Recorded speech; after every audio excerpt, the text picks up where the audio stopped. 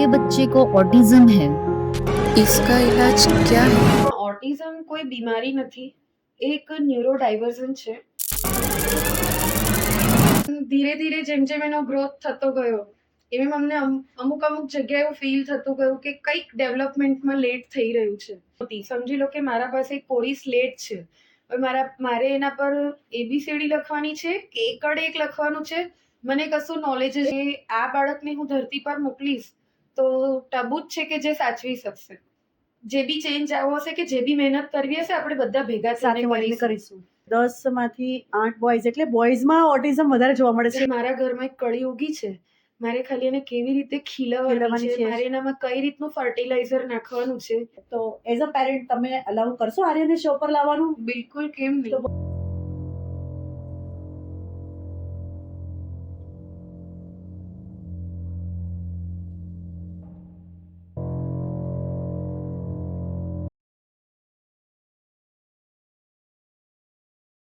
નમસ્કાર ભારતવાસીઓ, હું શ્રદ્ધા ભડંગ આવી ગઈ છું આપ સૌની વચ્ચે. સમર્પણ ફોર વુમન, સફળતાની કહાની એમની જુબાની. આજે એક નવા જ એપિસોડ સાથે. મન કે જીતે જીત હૈ, મન કે હારે હાર, હાર ગયે જો બિન લડે ઉન પર है धिक्कार, उन पर है धिक्कार जो देखे ना सपना, सपनों का अधिकार है असल अधिकार है अपना. આ ઉક્તિને સાચા અર્થમાં સાર્થક કરતી મહિલા, એક પ્રેરણાદાયી મહિલા લઈને આવી ગઈ છું આપ સૌની વચ્ચે. તો સ્વાગત છે તમારું શ્વેતાબેન આજના અમારા શોમાં. આજનો અમારો શો એક ખૂબ જ મહત્વપૂર્ણ અને સંવેદનશીલ અને એક જાગૃતિ માટેનો એક વિષય છે, ઓટિઝમ. તો ચલો આપણે સૌ સ્વાગત કરીએ મિસિસ શ્વેતા શાહ. કેમ છો શ્વેતાબેન? બસ બિલકુલ મજામાં. થેન્ક યુ સો મચ શ્રદ્ધાબેન, મને તમારા પ્રોગ્રામમાં ઇન્વાઇટ કરવા માટે અને ઓટિઝમના એક વિષય ઉપર વાત કરવા માટે, કે લોકોમાં એક જાગૃતિ આવે અને લોકોને એક જાણ પણ થાય કે ઓટિઝમ વસ્તુ શું છે. તો ચાલો શ્વેતાબેન શરૂ કરીએ આજની આપણી આ સફર. સૌથી પહેલા તો તમારો પરિચય, તમારી લાઈફ સ્ટોરી, કારણ કે આપણા પોડકાસ્ટની સૌથી મોટું વિષય જે છે કે સફળતાની કહાની એમની જ જુબાની. તો આપણા દર્શકોને તમારી લાઈફ સ્ટોરી વિશે જણાવો. મારી લાઈફ સ્ટોરી વિશે જણાવું તો એક એવું છે કે એક વેલ સેટલ્ડ ફેમિલીમાંથી મેરેજ કર્યા. મારા જીવનસાથીનું પણ ફેમિલી એકદમ વેલ સેટલ્ડ હતું. અમારી લાઈફ પણ બહુ જ સારી ચાલી રહી હતી. અમે લોકોએ બેબી પ્લાન કર્યું. મને ભગવાને સુખેથી જ પહેલી વારમાં જ મને મારો છોકરો, મસ્ત રૂપનો અંબાર જેવો છોકરો મારો આપ્યો છે, આર્ય. એને મોટું કરવાનું, લાઈક જ્યારે પહેલી વાર મારા હાથમાં આવ્યો હતો ત્યારે અમારા લોકોના જે સપના હતા મારાને કિંચિતના, એને જે રૂની પોણી જેવો હતો જ્યારે ફર્સ્ટ ટાઈમે મારા હાથમાં આવ્યો હતો ત્યારે, તો એ વખતના જે અમારા લોકોના સપના હતા કે એને આ કરાવીશું, એને એન્જિનિયર બનાવીશું, એને એની લાઈફમાં જે એન્જોય કરાવીશું. પણ ધીરે ધીરે જેમ જેમ એનો ગ્રોથ થતો ગયો એમ અમને અમુક જગ્યાએ એવું ફીલ થતું ગયું કે કંઈક ડેવલપમેન્ટમાં લેટ થઈ રહ્યું છે. એનામાં મારા પપ્પાએ મને સૌથી પહેલી વાર કીધું હતું, કેમ કે કુકરની વિસલ વાગતી હતી, ઘરમાં આપણે મિક્સચર ચાલુ કરીએ, બસનું કે ટ્રકનું હોર્ન વાગે તો એ ગુસ્સો કરતો હતો ઇન ધ સેન્સ કે પોતાનું માથું દિવાલ સાથે કૂટતો હતો.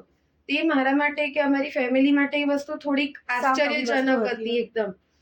તો મારા પપ્પાએ કીધું કે કશું ના હોય તો કંઈ નહીં, આપણે એકવાર બહાર દેખાડીએ. અને એ ટાઈમ પણ એવો હતો કે 2009-8ની વાત છે. એટલે ના મોબાઈલ હતો, ના તે વખતે ઇન્ટરનેટ હતું, એટલે કશું નોલેજ પણ નહોતું ને ના ફેમિલીમાં બેકગ્રાઉન્ડમાં કોઈ કિસ્સો હતો કે લાઈક ફેમિલીમાં કોઈ એવું પર્સન હતું કે જે અમને એવું નોલેજ આપે કે ના કે લાઈક આવું કંઈક હોઈ શકે જન્મતાની સાથે. 19 વર્ષ પહેલા ઓટિઝમનો એક વિષય એ સાવ નવો વિષય, કેમ કે એ વખતે ગૂગલનો જમાનો નહોતો. આપણે બધી માહિતી આપણા ફેમિલી મેમ્બર્સ પાસેથી જ લેતા હોઈએ, એટલે આ સાવ નવો વિષય. 19 વર્ષ પહેલા આ તમારા સફરની શરૂઆત થઈ. હા, અને અમારા બંને ફેમિલી સાઈડ કોઈને પણ કોઈ જાતનો મેન્ટલ ઇસ્યુ ક્યારે બી નહોતો. જીનેટિકલ ઇસ્યુ પણ આપણે કહીએ તો અમારા બંને ફેમિલી સાઈડ, મારા પિયર સાઈડ ગણી લો કે મારા સસરી સાઈડ ગણી લો, કોઈને કંઈ જ નહોતું. તો એવો તો વિચાર જ ના આવે ને કે આર્યને કંઈક પ્રોબ્લેમ, બ્રેઇન રિલેટેડ કોઈ પ્રોબ્લેમ હોઈ શકે, એવો તો કોઈ દિવસ વિચાર જ ના આવે.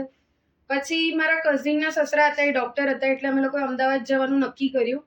એમને અમારા માટે ચેનલ ગોઠવી રાખી હતી કે પહેલાં આ ડૉક્ટર પાસે જઈશું, પહેલાં પેડિયાટ્રિક પાસે જઈશું, પેડિયાટ્રિક કોઈ ડૉક્ટરને કહેશે, રિફર કરશે, પેડિયાટ્રિકને કંઈક ઇસ્યુ લાગશે તો આપણે કોઈ બીજા ડૉક્ટર પાસે જઈશું. તો ચેનલ બાય ચેનલ અમે લોકો ડૉક્ટર પાસે ગયા. પછી ત્યાં આગળ દર્શના નાયક કરીને ડૉક્ટર હતા, ચાઇલ્ડ ન્યુરોલોજીસ્ટ છે. તો એમને અમને પૂછ્યું કે આઈ કોન્ટેક્ટ છે? મેં કીધું ના નથી. તમે એનું નામ બોલો છો તે તમારી સામે દેખે છે? મેં કીધું ના નથી. તો કે એક જગ્યા પર બેસે છે? મેં કીધું ના, એ નથી બેસતો. તો કે ઓકે ABC એવું એમને લખીને મને એક લેબલ આપી દીધું કે તમારા બાળકને ઓટિઝમ છે. અમે લોકો પાછા દાહોદ આવી ગયા. અમે લોકો એ વસ્તુને બિલકુલ, મેં ને કિંચિતે બિલકુલ નોમિનલ લીધી કે હશે કંઈક કોઈ વસ્તુ. પણ મમ્મી પપ્પા, મારા જેઠ જેઠાણી દુબઈ રહેતા હતા, એટલે કિંચિતના મોટા ભાઈ અને ભાભી દુબઈ રહેતા હતા. તો મમ્મી પપ્પાએ એ લોકો સાથે વાત કરી કે આવી રીતે આર્યના લોકો બતાવવા ગયા હતા અને એ લોકોએ ડૉક્ટરે એવું કીધું છે કે આર્યને ઓટિઝમ છે, પણ એ કે તમે એની અમુક ટ્રીટમેન્ટ આવે છે તો એ કરશો તો એને સારું થઈ જશે. તો આ ઓટિઝમ એટલે શું હોય બેટા? તો એ લોકો પાસે ત્યાં આગળ ઇન્ટરનેટ, લાઈક આપણે લેપટોપ દેખી લો, એ બધું જ હતું. તો એ લોકોએ સર્ચ કર્યું અને એ લોકોએ મમ્મી પપ્પાને કીધું કે તમે લોકોને કહો કે આ વસ્તુને સિરિયસલી લે અને આના માટે ઘણી બધી થેરાપી ને બધું આવે છે, એ તમે કરાવો તો આર્યમાં ચેન્જીસ આવશે. નહીતર આગળ જઈને જેમ જેમ મોટો થશે એમ એ લોકોને બહુ જ તકલીફ પડશે. એટલે તમને તમારા આ સફરમાં તમારા ફેમિલી સપોર્ટ બહુ રહ્યો છે. હા. તમારી વાતચીત પરથી મને લાગી રહ્યું છે હા. કે ભાઈ ફેમિલી પહેલેથી તમારા સપોર્ટમાં છે. હા, ઓલવેઝ. મમ્મી પપ્પા એટલે મારી પિયર સાઈડથી દેખી લો કે સસરી બાજુથી, બંને બાજુથી મને આર્યને લઈને મને ફૂલ સપોર્ટ છે. જ્યારે તમને ડોક્ટરે નિદાન કર્યું કે તમારા દીકરાને ઓટિઝમ છે, ઓટિઝમ વિશે તમે શું જાણતા હતા ત્યારે? ઓટિઝમ વિશે જ્યારે મને લેબલ જ્યારે મારા આર્યને આપ્યું તે વખતે મને કંઈ જ નહોતી ખબર અને હું આટલી સિરિયસ પણ નહોતી કે એક માતા autism- તરીકે આપણે ના જોઈએ. હા. એક માતા તરીકે આપણું એક જ હોય કે ભાઈ મારો દીકરો સર્વશ્રેષ્ઠ જ છે હા. અને એ જ હોવો જોઈએ. એટલે દરેક માતા માટે આ સ્વીકારવું ખૂબ જ અઘરું જ હોય છે. હા. અને આપણા માટે પૂરતી માહિતી ના હોય કે ઓટિઝમ શું છે, તો આપણે એને કેવી રીતે સ્વીકારીએ? એટલે એ ટાઈમે પણ મગજમાં તે જ વસ્તુ લઈને ચાલતી હતી કે નોર્મલ વસ્તુ છે, આ તો ડોક્ટરે ખાલી નામ એક આપી દીધું છે.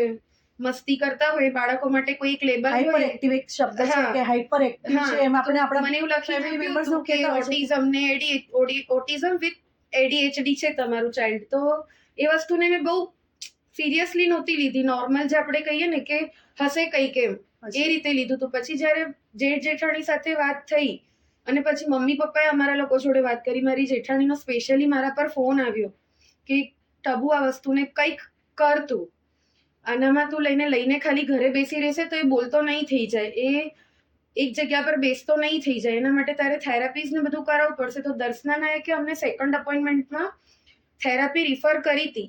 અમે લોકો આર્યને લઈને પણ ત્યાં ગયા હતા, પણ મને ને કિંચિતને કંઈક યોગ્ય નહોતું લાગ્યું, એટલે પછી અમે લોકોએ છોડી દીધું. તમારી વાતચીત પરથી ઓટિઝમ વિશેની માહિતી મળી, પણ અમારા દર્શકો જાણવા માંગે છે કે ઓટિઝમ એકચ્યુઅલી શું હોય છે અને તેના ચિહ્નો શું હોય, કે જો પોતાના બાળકોમાં કયા ચિહ્નો જોવા મળે તો તેને વિચારવા જોઈએ કે મારા બાળકને કદાચ ઓટિઝમ હોઈ શકે. એકચ્યુઅલી ઓટિઝમ કોઈ બીમારી નથી, એક ડિસઓર્ડર છે. ન્યુરો ડાયવર્ઝન ડિસઓર્ડર તમે એને કહી શકો છો. પણ લોકોએ છે ને એક નાનો સમાજ છે, બહુ એટલી એની જાગૃતિ નથી, તો આ બાળકોને એ લોકો એ રીતે બતાવી દે છે કે એ લોકો મેન્ટલી ડિસ્ટર્બ હોય છે. પણ આ એકચ્યુઅલી આની સાથે આ લોકો જીવતા હોય છે. ફોર એક્ઝામ્પલ કે મારી સામે એક આ પાવર બેંક પડી છે, બરાબર છે, કે આ કેમેરો છે. આ કેમેરાને હું કેમેરા તરીકે દેખું છું, પણ એ લોકોનો દેખવાનો લુક એટલે વ્યૂ અલગ છે. આપણે નોર્મલ રીતે દેખીએ છીએ. બસ વસ્તુ એટલી છે કે આપણું વાયરિંગ સીધું થયેલું છે, એ લોકોના વાયરિંગમાં થોડી ગડબડ હોય છે, એટલે એ લોકો કોઈ પણ વસ્તુને અલગ રીતે દેખતા હોય છે. બાકી ઓટિઝમ કોઈ મેન્ટલ બીમારી નથી. એટલે એ લોકો આપણી સાથે ભાવનાત્મક રીતે નથી જોડાઈ શકતા. ફિલિંગ્સ ને બધું એમના પણ છે, પણ ભાવનાત્મક રીતે એ એક્સપ્રેસ નથી કરી શકતા કે એમને એ કઈ રીતે દુનિયા દેખી રહ્યા છે. પણ એક્સપ્રેસ કરવાનો વે અલગ Way અલગ છે. જે એટલે સામેવાળા સમાજવાળા કે કોઈ અધર પર્સન એને અલગ રીતે જજ કરી લે છે. આના ચિહ્નો શું હોય છે શ્વેતા? સૌથી મોટી વસ્તુ તો અત્યારે એવી છે કે હમણાં બહુ જ બધું રિસર્ચ થઈ ગયું છે. હવે ધીરે ધીરે અવેરનેસ પણ બહુ વધી છે. જ્યારે મારો આર્ય હતો ત્યારે હું તો બિલકુલ કેવું હતું કે એક અંધારી ટનલ હતી, મારી પાસે કોઈ મને નહોતી ખબર કે મારો રસ્તો ક્યાં એન્ડ થવાનો છે. હું તો જસ્ટ એક ડિસિઝન લઈને એના માટે થેરાપીને અમે લોકોએ ચાલુ કરી દીધું હતું. તો એ વખતે કશું હતું નહીં. પણ અત્યારે એવું છે કે પર્ટિક્યુલરલી કે 3 મહિનાનું બાળક પણ છે ને, તો તમે એનામાં પણ ઓટિઝમ તમે ડિટેક્ટ કરી શકો છો. કેવી રીતે કે મધર એને કોઈ વસ્તુને લઈને કોઈ રમકડાથી રમાડે છે, તો એ રમકડાને ફોલો કરે છે કે નથી એ નજર નથી કરતું? ફેરવતું એના તો કંઈ. હા, નામથી તો ચલો ના ખબર પડે, બરાબર. પછી એનું રડવાનું, એ લોકોનું રડવાનું કંઈક અલગ રીતનું તમને દેખાઈ આવે. તમે પેડિયાટ્રિશિયન પાસે જાઓ. હું તો સૌથી પહેલી સલાહ આપીશ કે પેડિયાટ્રિશિયન પાસે જાઓ. એનામાં પછી તમે દેખવા જાઓ કે અમુક પેરેન્ટ્સ હોય છે કે લાઈક મેં જેવી રીતે મારા આર્યનું હતું, બરાબર, તો મને મારા જેઠ જેઠાણીએ કીધું કે ના ટબુ, આ વસ્તુને સિરિયસલી લેવા જેવી છે. તો જેવી રીતે મેં એક્સેપ્ટ કર્યું, તેવી રીતે ઘણા પેરેન્ટ્સ એવા છે જેને હું મળી છું, જે લોકો સ્વીકારવા માટે તૈયાર જ નથી શ્વેતાબેન, હોતા. આનામાં એક વસ્તુ એ છે કે જ્યારે કોઈ આવી પરિસ્થિતિ આપણી સામે આવે છે, સ્વીકારવું ખૂબ અગત્યનું છે. કારણ કે આપણે જેટલા લેટ થઈશું એ બાળકના ગ્રોથ ડેવલપમેન્ટમાં આપણે એટલા લેટ થઈશું. એ વાત સાચી છે. હા. કારણ કે ઘણી માતા પિતા ખોટા નથી, એમની અપેક્ષાઓ એમને નુકસાનકારક થઈ જતી હોય છે. એ સ્વીકારતા નથી કે મારા હા. બાળકને પણ આવું હોઈ શકે. એટલે મારું માનવું એમ છે કે જેટલા જલ્દી એ સ્વીકારશે એટલી જ જલ્દી આનામાંથી એમને ડેવલપમેન્ટમાં થોડો સુધારો થઈ શકે છે. હા, થોડો નહીં, ઘણા અંશે સુધારો થાય છે. પણ બસ એટલું છે કે તમારે કન્સિસ્ટન્સલી એની પાછળ મહેનત કરવી મહેનત કરવી જરૂરી છે. તો વસ્તુ એનામાં એવી છે કે ફોર એક્ઝામ્પલ કે 2 વર્ષનું બાળક થયું, બરાબર છે, તો તમારું બાળક જન્મ્યું છે ત્યારથી 2 વર્ષનું થયું ત્યાર સુધીમાં કેવું હોય છે ને, આપણે નથી કહેતા કે 6 મહિનાનું બાળક થયું, બાપડે બેસતું રોડે. થયું, હા. ઘૂંટણિયા ભરતું થયું, ધીરે ધીરે પછી 1 વર્ષનું થાય એટલે એક પપ્પા, મમ્મા, બા, દાદા એ રીતના વર્ડ્સ બોલે છે. તમારું બાળક એ રીતના વર્ડ્સ પણ એટલે નથી આમની બધી બોલતું. પ્રવૃત્તિ થોડી લેટ હોય છે. હા, બોલવાનું, exactly. ચાલવાનું, બેસવાનું એ થોડું લેટ હોય. એટલે જો હા. કોઈ પણ બાળકમાં આ સિમ્પટમ્સ કે લક્ષણો જોવા મળે હા, કે ભાઈ મારું બાળક 6 મહિનાનું થયું, બેસી નથી રહ્યું, નજર નથી ફેરવ્યું, તો થોડુંક એને ચિંતા એના કરવાનું. પોતાના ડોકીનું બેલેન્સ પણ નથી હોતું. આપણે ઘણીવાર ખબર છે કે ઘણા બાળકો 6 મહિનાનું બાળકનું તમે ઉચકો તો એનું ડોકું એકદમ ટટ્ટાર રહેતું હોય છે. પણ જનરલી આ બાળકને બોડી બેલેન્સમાં બી થોડી તકલીફ પડતી હોય છે. એના પછી છે કે આઈ કોન્ટેક્ટ નથી હોતો. એ સૌથી મહત્વનું હા, લક્ષણ છે. એ સૌથી મહત્વનું લક્ષણ છે. એના પછી તમે એના નામથી બૂમ પાડો છો તો પણ એ નથી સાંભળતું હોતું. પછી પર્ટિક્યુલરલી તમે એક નોર્મલ બાળકને એક વસ્તુ રમવા માટે આપો અને તમે ઓટિસ્ટિક બાળકને વસ્તુ રમવા માટે આપો. ફોર એક્ઝામ્પલ કે મેં કાર આપી છે, આપણે કારનું એક્ઝામ્પલ લઈ લઈએ, તો પેલું બાળક એને આવી રીતે રમશે અને ઓટિસ્ટિક બાળક એને પલટાવીને એના ટાયર સાથે રમશે. તે લોકોને મૂવિંગ વાળી વસ્તુ વધારે ગમશે. ઘણા બાળકો એવા હોય છે કે જે લોકોને એટલે ઓટિઝમનું પ્રમાણ થોડુંક વધારે હોય, તે લોકો પંખો ફરતો હોય તો પંખાની સાથે બી ગોળ ગોળ ફરતા હોય છે. એ લોકોને હાથ બી આવી રીતે ફ્લિપિંગ કરવાની પણ બહુ જ આદત હોય છે. પણ આ બધી જ વસ્તુ થેરાપીથી ક્યોર થવાના ચાન્સીસ ઘણા બધા છે. એટલે શ્વેતાબેન, એવું કહી શકાય કે લક્ષણો જ્યારે તમને થોડા ઘણા દેખાય છે તમારા બાળકોમાં, કોઈ પણ, હું દર્શકોને એટલું જ કહેવા માંગીશ કે તમારા બાળકોમાં આ બધામાંથી કોઈ લક્ષણો જરૂરી નથી કે ઓટિઝમ જ હોય, પરંતુ 1% પણ ચાન્સ લઈને તમારે જરૂર આ વિશે આગળ વધવું જોઈએ. કારણ કે શ્વેતાબેને કીધું એમ કે જો એની સારવાર યોગ્ય સમયે કરવામાં આવે તો તમારા જ બાળકમાં ડેવલપમેન્ટ તમે જોઈ શકો છો. શ્વેતાબેન, આ કેટલા પ્રકારના હોય છે? ઓટિઝમ એકચ્યુઅલી એના પ્રકાર નથી હોતા. ઓટિઝમમાં એવું છે કે ઓટિઝમ છે, ઇફ ઓટિઝમ તો યસ, અને ઇફ ઓટિઝમ નો તો નો, યસ તો યસ. ઓટિઝમ છે. એના માટે એની સિવિયરિટી પર આપણે વાત કરી શકીએ છીએ કે એનામાં માઇલ્ડ હોય છે, એનામાં માઇલ્ડ થી થોડુંક ઉપર તમે જશો તો મોડરેટ હશે, અને એના પછી સિવિયર. તો હવે સિવિયરમાં બી કેવું હોય છે કે સિવિયર ઓટિઝમ જોડે ADHD પ્લસ ડિસ્લેક્સિયા, એના પછી તમે મોડરેટરમાં દેખશો તો એનામાં પણ ઘણા છોકરાઓને ખેંચ આવતી હોય છે.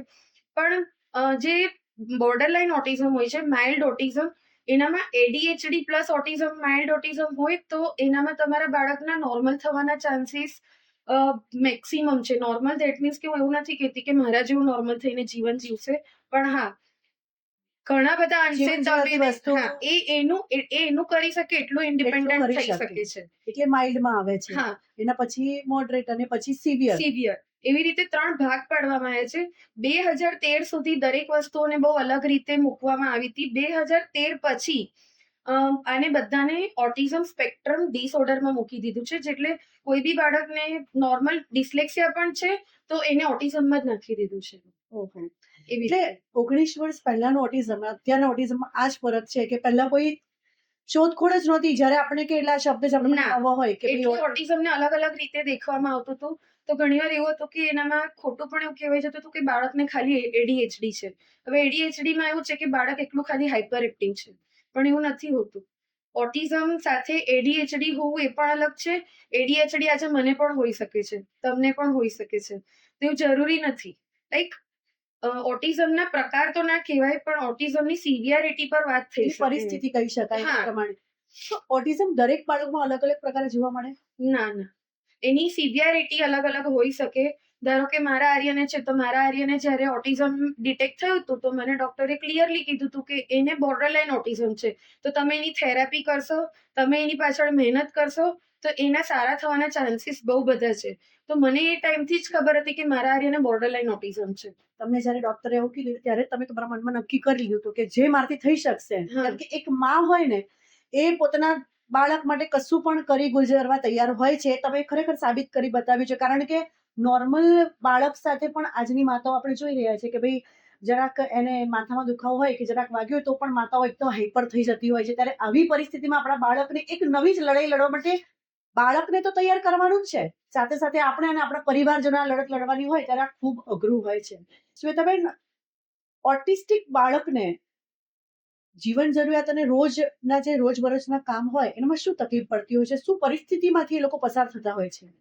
ઓટિઝમનું એકચ્યુઅલી આ નોર્મલી તમારી સાથે વાત કરું તો એ બાળકને ઘણી બધી તકલીફ પડતી હોય છે. હવે એ લોકોને સૌથી પહેલું તો કેવું છે કે કમાન્ડ લેવામાં જ તકલીફ પડતી હશે. તમે પણ આજે મધર છો, બરાબર? તમારે પણ 2 બાળક છે. આજે તમે તમારી ડોટરને એવું કહેશો કે નવ્યા તું મને આ વસ્તુ લઈને આપને, તો તમે એમને એક સાથે 4 ઓર્ડર આપ્યા, રાઈટ? આ પણ કરવાનું છે, આ પણ કરવાનું છે, આ બી કરી લેજે ને, હું જાઉં છું. તો એને એ પણ ઓર્ડર લીધો કે મારી મમ્મા ઘરમાં નથી. પણ મારે આ જ સેમ વસ્તુ મારા આર્યને સમજાવી છે, તો મારે એને થોડુંક એક્સપ્લેન કરવું પડશે. અને એ એક્સપ્લેનેશન માટે વસ્તુ એવી છે કે એના માટે બી મારે એને રેડી કરવો પડશે. એ કેવી રીતે રેડી કરશો? તો એના માટે બધી અલગ અલગ થેરાપી આવતી હોય છે, જેનામાં સૌથી પહેલું છે કે તમે એના બિહેવિયર પર કામ કરો. આ બાળકનું બિહેવિયર બહુ ડિફરન્ટ હોય છે, અને એ જ એક મધર તરીકે એક્સેપ્ટ કરવું એ સૌથી પહેલું સ્ટેજ છે. એટલે આ તો તમારી ધીરજ અને સંયમની એક પરીક્ષા જેવું છે. એના કરતા પણ વધારે વસ્તુ એવી છે કે દાહોદ છોડવાનું ડિસિઝન લેવું એ મારા માટે બહુ અઘરું હતું, કેમ કે હું તો બહાર હોસ્ટેલમાં પણ નથી ભણી ક્યારે પણ. એટલે કેવી રીતે બહાર જઈને સર્વાઈવ કરવું એ મને નહોતી ખબર.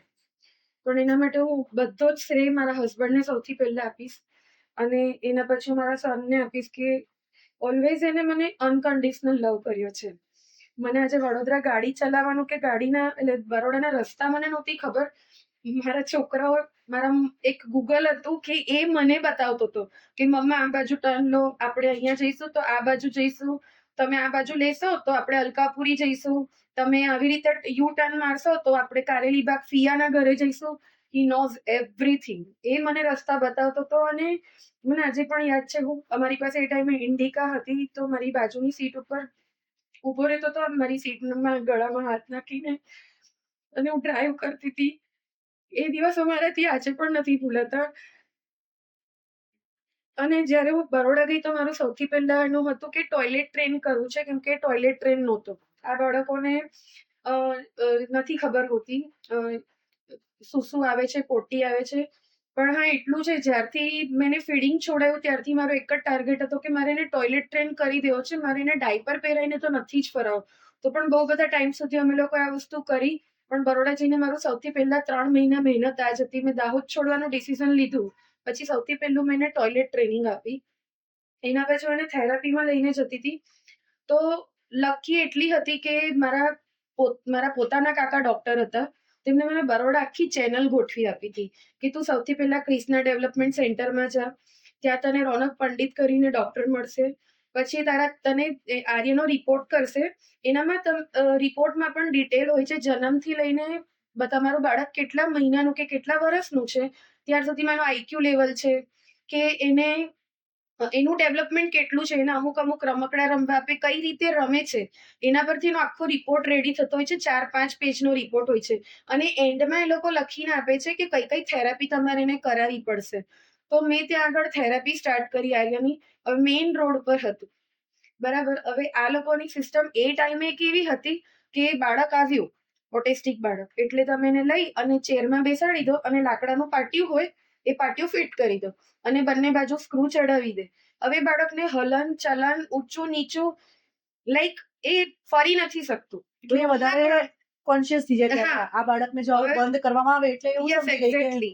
કોન્શિયસ થઈ જશે. હા, અને મેઇન રોડ ઉપર જ હતું એટલે ટ્રકનો હોર્ન વાગે એટલે આજે ત્યાં આગળ જે સીટ હતી એના પર જ જોર જોરથી અવાજ આવે ત્યારે આ બાળકોને સામાન્યતઃ કોઈક રીતે એમને ડિસ્ટર્બ થતા હોય હા.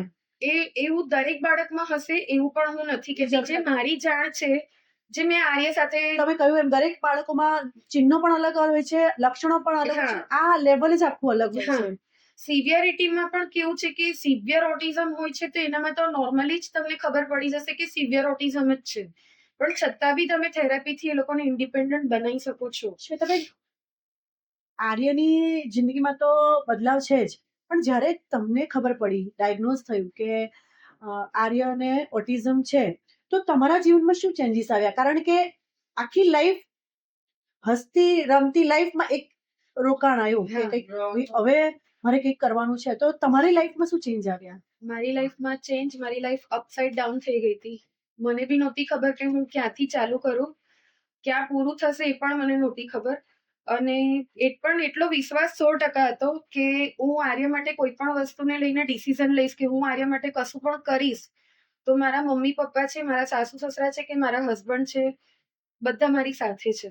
ફેમિલી સપોર્ટ હોય એટલે તમે કોઈ પણ જંગ હા. જે લડવાની હોય એ થોડી તો આસાન થઈ જતી હોય છે. પણ હા, ઓલવેઝ છે કે મારા સાસુ જોડે મારી એક ઝઘડો હંમેશા રહેતો હતો કે મમ્મી આ ઝઘડો ક્યારે પૂરો થશે, હું થાકી ગઈ છું આનાથી. તો મમ્મીનો ઓલવેઝ એક જ જવાબ હતો, તો બસ બેટા તરીને ટોચે આવી ગયું છે, એક જ વર્ષ, બસ બેટા તરીને ટોચે આવી ગયું છે, હવે એક જ વર્ષ. મમ્મીનો આ ઓલવેઝ એક યુનિવર્સલ આન્સર હતો. તો સાસુમાનો હા, સાસુમાં જ્યારે સપોર્ટ કરે ને એટલે વહુને થોડું એમનું બેકબોન વધી જતું હોય છે, કારણ કે બધી જગ્યાએ આવું સેમ નથી હોતું. હા. તમે ખૂબ લકી મહિલા છો કે તમને પતિની સાથે સાસુમાનો સપોર્ટ હા. મળે છે.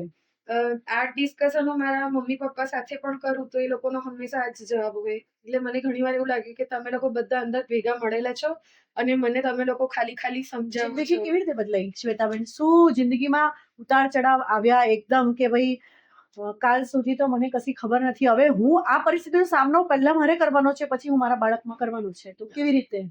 એનામાં વસ્તુ એવી હતી કે બરોડા જવું, બરોડા જઈને આર્ય સાથે થેરાપી ચાલુ કરવી અને આર્ય સાથે સેમ એઝ ઇટ ઇઝ જે એને થેરાપીમાં કર્યું છે એ જ બધી વસ્તુ એને ઘરે પણ એ કરાવડાવી. બધું તમારે કરાવવાનું. હા. એટલે ઇનડાયરેક્ટલી તમારે એ બધી થેરાપી શીખવાની જ છે કે હા. તમારા બાળકને શીખવાડવાની હા, છે. પણ હું એટલા અંશે અત્યારે કેવું થઈ ગયું છે કે તમે અમુક થેરાપી સેન્ટરમાં જશો તો પેરેન્ટ્સને અંદર નથી બેસવા દેતા.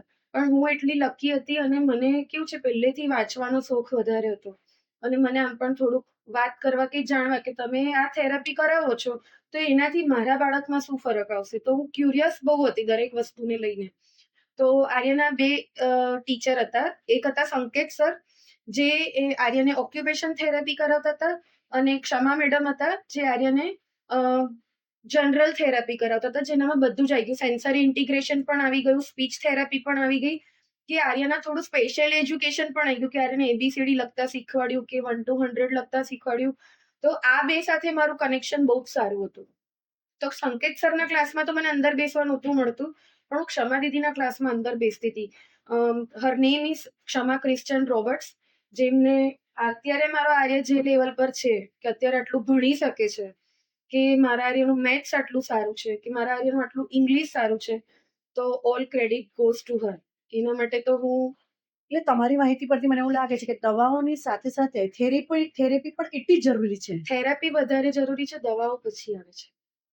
શ્વેતાબેન, તમે ઓટિઝમ વિશે આટલી બધી માહિતી આપી, પણ તમારી માહિતી મુજબ મને એવું લાગ્યું કે આને સ્વીકાર કરવો એ ખૂબ અઘરો છે, કારણ કે આપણે બાળક માટે ખૂબ સપના જોયા હોય. પોતે મા બાપ તો સ્વીકાર ચાલો કરી લે, પણ ફેમિલીને સ્વીકાર કરવો, સમાજને સ્વીકાર કરવો એ ખૂબ અઘરું છે. અને હું જેટલું જાણું છું કે સમાજ એકદમ સરળતાથી સ્વીકાર નથી કરી શકતું, ઘણીવાર છુપાવવામાં પણ આવતું હોય છે. તો ત્યારે આ પરિસ્થિતિમાં શું કરી શકાય? તમે એક મા તરીકે, એક પેરેન્ટ તરીકે આપણે દર્શકોને શું કહેવા માંગો છો કે મા બાપ તરીકે તમારી શું ફરજો હોવી જોઈએ? મા બાપ તરીકે તમારી ફરજ એટલી જ હોવી જોઈએ કે તમારે ક્યારે પણ તમારા બાળકને છુપાવશો તો ઓટિઝમ મટી નથી જવાનું. સૌથી પહેલી વસ્તુ તો આ છે. અને જેટલું તમે જલ્દી એને બહાર લાવશો તો સમાજ એને એક્સેપ્ટ કરશે એટલું જ જલ્દી અને એ પણ સમાજને એટલો જ જલ્દી ખૂબ એક્સેપ્ટ જરૂરી કરશે. છે. એટલો જ જલ્દી એ સોશિયલ થતા શીખશે. જેવી રીતે મારા જ્યારે આર્યને ઓટિઝમ ડિક્લેર થયું હતું તો અમે લોકો એને બધી જ જગ્યાએ લઈને જતા હતા. અમે કોઈ દિવસ કોઈ જગ્યા ઇગ્નોર નથી કરી. અમે લોકોએ ક્યારે પગ પાછળ કર્યો આર્યને લઈ જવાનો. અમે જઈએ તો અમારા તહેવાર આવે છે, અમે જૈન છીએ બરાબર, પર્યુષણ આવે છે અમારા 9 દિવસના, તો હું એને દેરાસર લઈને જાઉં. તારા છોકરાની તો આંખો ત્રાસી છે, તારો છોકરો મેન્ટલી ડિસ્ટર્બ છે, તે કશે બતાવ્યું તારા છોકરા માટે? જ્યારે આવા બધા ક્વેશ્ચનો મારા પર ત્યારે હાવી થવા લાગ્યા. આપણી હિંમત હવે ભાંગી જતી હોય ઓલરેડી છે. હું આર્યના ઓટિઝમ સાથે તો ફાઇટ કરી જ રહી હતી અને એની સાથે લોકોના જવાબ આપવા તો એના માટે હું એટલી રેડી નહોતી, મેન્ટલી ફિઝિકલી કોઈ બી રીતે. ના જોયે છે તમે, તમારી આ વાત ખૂબ સરસ છે કે મારું પોતાનું એવું માનવું છે કે માત્ર માતા પિતા અને પરિવારની જ નહીં, જ્યારે આવું કંઈ હોય છે ત્યારે એક માનવતાની દ્રષ્ટિએ આપણી પણ એક સમાજના વ્યક્તિ તરીકે ફરજ હોય છે કે આવી જગ્યાએ આપણે કશું નથી કરી શકવાના, પણ એક માનવના દ્રષ્ટિએ આપણે એ માતા પિતાને મેન્ટલ સપોર્ટ કરીએ. શ્વેતાબેન, દવાઓની સાથે કોઈ થેરેપી ઓટિઝમ પર કામ કરે છે? દવાઓની સાથે થેરાપી કરતા હું વધારે કહીશ કે થેરાપી વધારે કામ કરે છે, પણ અમુક સંજોગોમાં એવું બનતું હોય છે. ફોર એક્ઝામ્પલ, મારા આર્ય સાથે જેવી રીતે મેં કામ કર્યું તો અગ્રેસરને લઈને મને બહુ ઇસ્યુ હતા અને મારો આર્ય રાત્રે ઊંઘતો નહોતો. અમારે અહીંયા જ્યારે દાહોદ હતો, એ નાનો હતો ત્યારે પણ અમારે એને ગાડીમાં લઈને ફરવું પડતું હતું. તો એવું બનતું હતું કે પછી મારે એને થોડુંક સાયકેટ્રિસ્ટ દવા ઉપર લઈ જવું પડ્યું હતું. પણ મને પર્સનલી મારા કઝિન લોકો બહાર રહે છે આઉટ ઓફ ઇન્ડિયા, તો એ લોકોએ મને ના પાડી હતી કે સાયકેટ્રિસ્ટ દવાઓ ચાલુ ના કરતી ટબુ, બને તો ન્યુરોલોજિસ્ટ પાસે જઈ અને પેડિયાટ્રિક ન્યુરોલોજિસ્ટની દવા ચાલુ કરે તો વધારે સારું. સાયકેટ્રિસ્ટ દવામાં કેવું છે કે અમુક વાર એ લોકોનું માનવું એવું છે એઝ અ ફાર્માસિસ્ટ કે બ્રેન એ લોકો એક લિમિટથી વધારે ગ્રો નથી થવા દેતા. તો મેં પછી હર્ષશ્રુતિ શાહ કરીને એક લેડી છે અમદાવાદમાં, એ પેડિયાટ્રિક ન્યુરોલોજિસ્ટ છે, તો મેં એમની દવા ચાલુ કરી મારા આર્યની. મીનવાઇલ મારો આર્ય સ્કૂલ જતો હતો, સ્કૂલેથી એ 2:30 વાગે આવતો હતો. પછી હું એને ક્ષમા મેડમે પર્સનલી પછી ઘરે થેરાપી ચાલુ કરી દીધી હતી. તો હું ક્ષમા દીદી પાસે 2.5 કલાક એને ત્યાં ટ્યુશન ગણી લો, થેરાપી ગણી લો, એના માટે હું ત્યાં લઈને જતી હતી. અને પછી મકરપુરામાં એક થેરાપી સેન્ટર હતું જ્યાં આગળ હું એને થેરાપી કરવા લઈ જતી હતી. હવે થેરાપીની વાત કરીએ તો થેરાપીમાં એવું છે કે આ લોકોને ટેક્સચરનો પ્રોબ્લેમ હોય છે. ફોર એક્ઝામ્પલ કે મારા આર્યને તમે એની જોડે વાત કરશો ને, ખભા પર હાથ મૂકશો તો એ નહીં મૂકવા દે. અમુક ટચ એ લોકોને નથી ગમતા હોતા. એને આગળ મેં કીધું એમ કે ભાવનાત્મક રીતે કોઈ જોડે જોડાઈ નથી શકતા એ લોકો. એ એવું નથી હોતું, જોડાય છે પણ સામે એ રીતનો રિસ્પોન્સ મળે તો. એટલે એમને એમનું ફ્રેન્ડલી એટમોસ્ફિયર મળી જાય પછી એ લોકો કનેક્ટ થઈ જતા હોય છે. બિલકુલ. પણ દરેક બાળકનું જેવું કીધું ને, અલગ અલગ હોય. મને મારી જાણ છે કેમ કે હું એટલા બધા ઓટિસ્ટિક બાળકોને જોઈ ચૂકી છું ને, તો જે રીતનું આર્યમાં મેં ડેવલપમેન્ટ દેખ્યું છે, મે બી કદાચ હોઈ શકે કે ઓછો ટાઈમ હું એ લોકોને દેખતી હોઉં, તો કદાચ મારું દેખવામાં બી ભૂલ હોઈ શકે. હું એટલું સ્યોરિટી સાથે નથી કહેતી, પણ હા, એ લોકોને ટેક્સચરનો ઇસ્યુ હોય. ઘણી વાર એવું બને કે આજે ફોર એક્ઝામ્પલ કે આ વેલ્વેટનું છે તો અમુક બાળકને એ ટચ ગમતું જ ના હોય, જ્યારે મારા આર્યને કેવું છે કે સોફ્ટ ટેક્સચર વધારે ગમે છે, એને રફ ટેક્સચર નથી જ ગમતું. પછી આ લોકોને સેન્સરીના અમુક ઇસ્યુ બહુ જ હોય છે. મેસ કરવાનો આ લોકોને બહુ જ ગમે. તો અમે આ લોકોને માટી આપી દો, રેતી આપી દો, આ લોકો રમ્યા જ કરશે એનામાં. તો અમુક લેવલે સેન્સરી ઇન્ટિગ્રેશન છે, પછી ઓક્યુપેશનલ થેરાપી છે, પછી સ્પીચ થેરાપી છે. એનામાં સૌથી વધારે હું ફોર્સ આપીશ કે તમે બિહેવિયર પર નાનપણથી કામ કરશો. કે ધારો કે મારા આર્યનું મને 2.5 વર્ષે ખબર પડી ઓટિઝમનું, તો ત્યારથી અત્યાર સુધી જો મેં બિહેવિયર મને ખબર હોતી ને એના પર મેં જો વધારે કામ કર્યું હતું તો મેં આજે એની જોડે અગ્રેશનનો ફેસ વસ્તુ મારી લાઈફમાં આવી જ ના હોતી. એનામાં હું એવું નથી કહેતી કે મારો છોકરો ગુસ્સાવાળો છે, મારો છોકરો ઘરમાં તોડફોડ કરે છે, મને મારે છે, એવું નથી. મે બી કદાચ એવું હોઈ શકે કે એને ખબર છે કે મારી મમ્મા જ મને અન્ડરસ્ટેન્ડ કરે છે અને જ્યારે હું એક લેવલથી વધારે હું એને નથી સમજી શકતી, તો પછી કદાચ એ અગ્રેસનના રૂપમાં એક્સપ્રેશન બહાર એનું આવે છે. રીતે આપતા હોય છે. એનામાં બાળકનો વાંક નથી હોતો, ક્યારે પણ નથી હોતો, કે એ લોકો એવું ઈચ્છતા નથી હોતા. અને મેં એટલું પણ માર્ક કર્યું છે કે કદાચ એને મને ફોર એક્ઝામ્પલ નોર્મલ પણ આવતા જતા એનો હાથ કે પગ મને વાગી ગયો, તો પણ એ મને તરત કહેશે મમ્મા સોરી. આઈ નો એક તરતનું જ at a second at a મિનિટનો એનું રિએક્શન છે કે મમ્મા સોરી. કાન પકડીને એટલે તરત જ ફીલ તો કરી કહેવાનું. શકે છે કે હા. એની મમ્મી કે પપ્પાને આ ગમ્યું કે નથી ગમ્યું એ હા. ફીલ કરી શકે છે. ફોર એક્ઝામ્પલ કોઈની સામે આંખ કાઢીને પણ દેખીશ ને તો મને તરત કહેશે સોરી મમ્મા. એને લાઈક મને અવાજ આવી ગયો કે યુટ્યુબ પર કોઈ વિડીયો બરાબર નથી દેખતો તો મારે એને ટોકવું પડે તો એને કદાચ તમે બહુ બધા બેઠેલા છીએ તો હું એને આંખથી બી કહીશ તો આર્ય એટલું સમજે છે કે મમ્મા ગુસ્સે છે. ના આટલા દિવસની મુલાકાતમાં મેં એટલું તો અનુભવ્યું છે કે એ તમારી વાત બરોબર અનુકરણ કરે છે, તમારી વાત બિલકુલ માનતો હોય છે. ગુજરાતમાં થેરેપી સેન્ટર્સ છે? હા, ગુજરાતમાં થેરાપી સેન્ટર તો બહુ બધા છે અને આ લોકો માટેની સંસ્થાઓ પણ છે. ફોર એક્ઝામ્પલ કે મધર ફાધર વર્કિંગ છે, બરાબર, તો નથી ટેક કેર કરી શકતા બાળકની. હવે એનામાં બાળકને સિવિયર ઓટિઝમ છે, માઇલ્ડ છે કે પછી મોડરેટ છે, એ કોઈને નથી ખબર, બરાબર. તો પેરેન્ટ્સને ખબર છે નથી ટેક કેર કરી શકતા, નથી થેરાપી કરાવવા રેગ્યુલર લઈ જઈ શકતા, તો આ રીતની ઘણી બધી સંસ્થાઓ છે જ્યાં આગળ એ લોકો મૂકી શકે છે પોતાના બાળકો. સ્પેશિયલ ઓટિસ્ટિક બાળકો માટેની સંસ્થા હોય છે. એકચ્યુઅલી કેવું હતું કે હું જયારે આર્યને સીડા કરીને એક થેરાપી સેન્ટર હતું ને ત્યાં લઈને જતી હતી. હવે એનું એક ટીનેજ પછી એવું થઈ ગયું હતું કે હું એને હેન્ડલ નહોતી કરી શકતી બરોડા એકલી. બાકી હું એને ઓન એન્ડ ઓફ કરીને હું એને લઈને 15 વર્ષ બરોડા રહી છું. એને ફર્સ્ટ સ્ટાન્ડર્ડ થી લઈને 9th સુધી બિલાબોમાં એક્ઝામ પણ આપી છે. એના પછી હું એને લઈને એકલી ઓસ્ટ્રેલિયા પણ ગઈ છું. શ્વેતાબેન, તમે દવાઓ, થેરેપી સંસ્થાઓ બધી વાત કરી. મને મનમાં એવો પ્રશ્ન થાય છે કે જ્યારે તમે આ પીરિયડમાંથી પસાર થતા હતા ત્યારે 2.5 વર્ષના આર્યથી આજ સુધીની સફર કે એ સફરમાં ઘણા બધા ચેલેન્જીસ તમારી સામે આવ્યા હશે. કેટલું ડિપ્રેશન, કેટલું સ્ટ્રેસ એનામાંથી તમે પસાર થયા છો? સ્ટ્રેસ અને ડિપ્રેશન કરતા વધારે વસ્તુ એ હતી કે આર્યને કેવી રીતે આનામાંથી બહાર નીકાળું, કે હું આર્યને એક એવા લેવલ પર લાવીને મૂકું કે જેનામાં એ પોતે મારા પર ડિપેન્ડન્ટ ના રહે. એક માતા તરીકે તમે વિચાર કર્યો છે? હું એને ઇન્ડિપેન્ડન્ટ બનાવ, એના માટે એને જે થેરાપી હું કરાવવા જતી હતી અને એ જ થેરાપીમાં બીજું હું ઉમેરીને શું કરી શકું, તો એ હું ડિસ્કશન એના સર અને ટીચર સાથે કરીને આવતી હતી અને એની મહેનત હું ઘરે પણ કરતી હતી એના સાથે. એક ટાઈમ અને એક પીરિયડ એવો હતો કે હું 4-4 કલાક ગાડીમાં બેસી રહેતી હતી.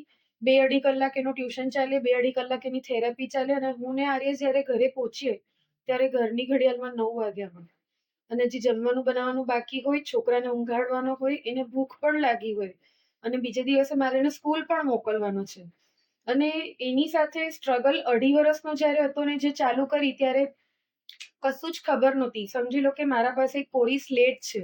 હવે મારે એના પર એબીસીડી લખવાની છે, એક લખવાનું છે, મને કશું નોલેજ જ એ તમારે જ નહોતું. કરવાનું હતું, એ તમને ખ્યાલ હા. હતો કે આ બધું જે કરવાનું છે મારે કરવાનું હા. છે. એટલે સૌથી પહેલા તો એ હતું કે ટોયલેટ ટ્રેન, જે મેં આગળ વાત કરી એ પ્રમાણે. એના પછી મારું સેકન્ડરી હતું કે હું એની એક સ્પીચ લઈ આવું. સ્પીચ લઈ આવું તો એક એક્સપ્રેસિવ થઈ જાય. શ્વેતાબેન, જે તમે સ્પીચની વાત કરો છો તો મેં ઘણા ખરા કિસ્સાઓમાં જોયું છે કે ઓટિસ્ટિક બાળકો હોય છે એ બોલી નથી શકતા. તો એ સાચી વાત છે કે બધા જ બાળકો બોલી નથી શકતા કે કોઈ બાળકો જ બોલી નથી શકતા? પેરેન્ટ્સ પર વધારે ડિપેન્ડ કરે છે. આનામાં હું એવું કહીશ કે પેરેન્ટ્સ કેટલું ધ્યાન આપે છે, કે પેરેન્ટ્સ કેટલી મહેનત કરે છે. કેમ કે ખાલી હું એને અરીસાની સામે લઈને બેસીશ અને હું એને વર્ડ્સ બોલાવડાવીશ તો એને સ્પીચ નહીં આવે. મેં મારા આર્ય સાથે એ રીતે મહેનત કરી છે કે આજની તારીખમાં પણ મારા બરોડાના ઘરે પ્લાસ્ટિકના પ્લેટ્સ છે જેનામાં હું માટીને રેતી ભરતી હતી, આટલી 2 વેડા જેટલી, અને હું એને ભીની કરતી હતી. તો હું એને પહેલા સ્કીન પર એ લખીને ફીલ કરાવતી હતી, કેપિટલ એ. તો મેં જ્યારે એને કેપિટલ એ શીખવાડે તો મેં એને 1 અઠવાડિયા સુધી કેપિટલ એ જ શીખવાડ્યું છે. ને એઝ અ સાયકોલોજીસ્ટ એવું કહે છે કે તમે કંઈ પણ એક વસ્તુ રિપીટેડલી 8 દિવસ સુધી કરો છો તો એ લોકોના સબકોન્શિયસમાં ફિટ થઈ જાય છે. એ આપણે બી છીએ, નોટ ઓનલી ઓટિસ્ટિક બાળક. તો હું એને એબીસીડી નો એ શીખવાડું છું તો એ વસ્તુ એને સ્કીન પર ફીલ કરાવું છું, એની આંખોમાં દેખીને. હું એને માટીમાં એની આંગળી પકડીને પણ લખાવું છું, ભલે ગમે ત્યાં દેખતો હોય. હું એને એ જ વસ્તુ રેતીમાં પણ લખાવું છું. તો મેં આ રીતે એની સ્પીચ લાવવા માટે ઘણી બધી મહેનત કરી છે. તમે નોર્મલ બાળકો કરતા ઓટિસ્ટિક બાળકોનું જે આ લર્નિંગ પ્રોસેસ હોય છે એ એકંદરે થોડી ઓછી જોવા મળે છે કે સમાંતર જ હોય છે? મહેનત પર ડિપેન્ડ કરે છે એનામાં. ઓલ થિંગ્સ પેરેન્ટ્સ પર વધારે ડિપેન્ડ કરે છે. કે પેરેન્ટ્સ આનામાં કેટલા અવેર છે, કેટલા જલ્દી જાગે છે અને કેટલી જલ્દી મહેનત ચાલુ કરે છે. અને એવું પણ એનામાં નથી હોતું કે મેં 45 મિનિટ આર્યને ત્યાં થેરાપી કરાવી દીધી, પછી મેં એને ઘરે લઈને મોબાઈલ આપી દીધો કે મેં એને રમવા મૂકી દીધો તો મારો આર્ય સુધરી જશે, એવું પણ નથી. તમને ઘરે પણ એટલી જ મહેનત કરવી પડશે. માતા તો જ પિતાનો બહુ તમે- મોટો રોલ બહુ છે, જ કારણ મોટો કે રોલ છે. માતા પિતા જેટલું એમનું બને એટલો પ્રયાસ કરશે તો બાળકમાં હા, તમને અને પરિવર્તન જોવા મળે. આનામાં ટીમ વર્ક વધારે જરૂરી છે. હવે આજે હું એવું કહું છું કે મારે મારા બાળક માટે આ કરવું છે. હવે મને ફોર એક્ઝામ્પલ કે આખો દિવસ મારા હસબન્ડ જોબ ઉપર જાય છે, બરાબર છે, એક ઉદાહરણ આપું છું. અને પછી સાંજે આવીને ડાઇનિંગ ટેબલ પર બેસીને મને ડાયરેક્ટ પૂછે છે, તે આજે આની સાથે કેટલું કેટલું કામ કર્યું?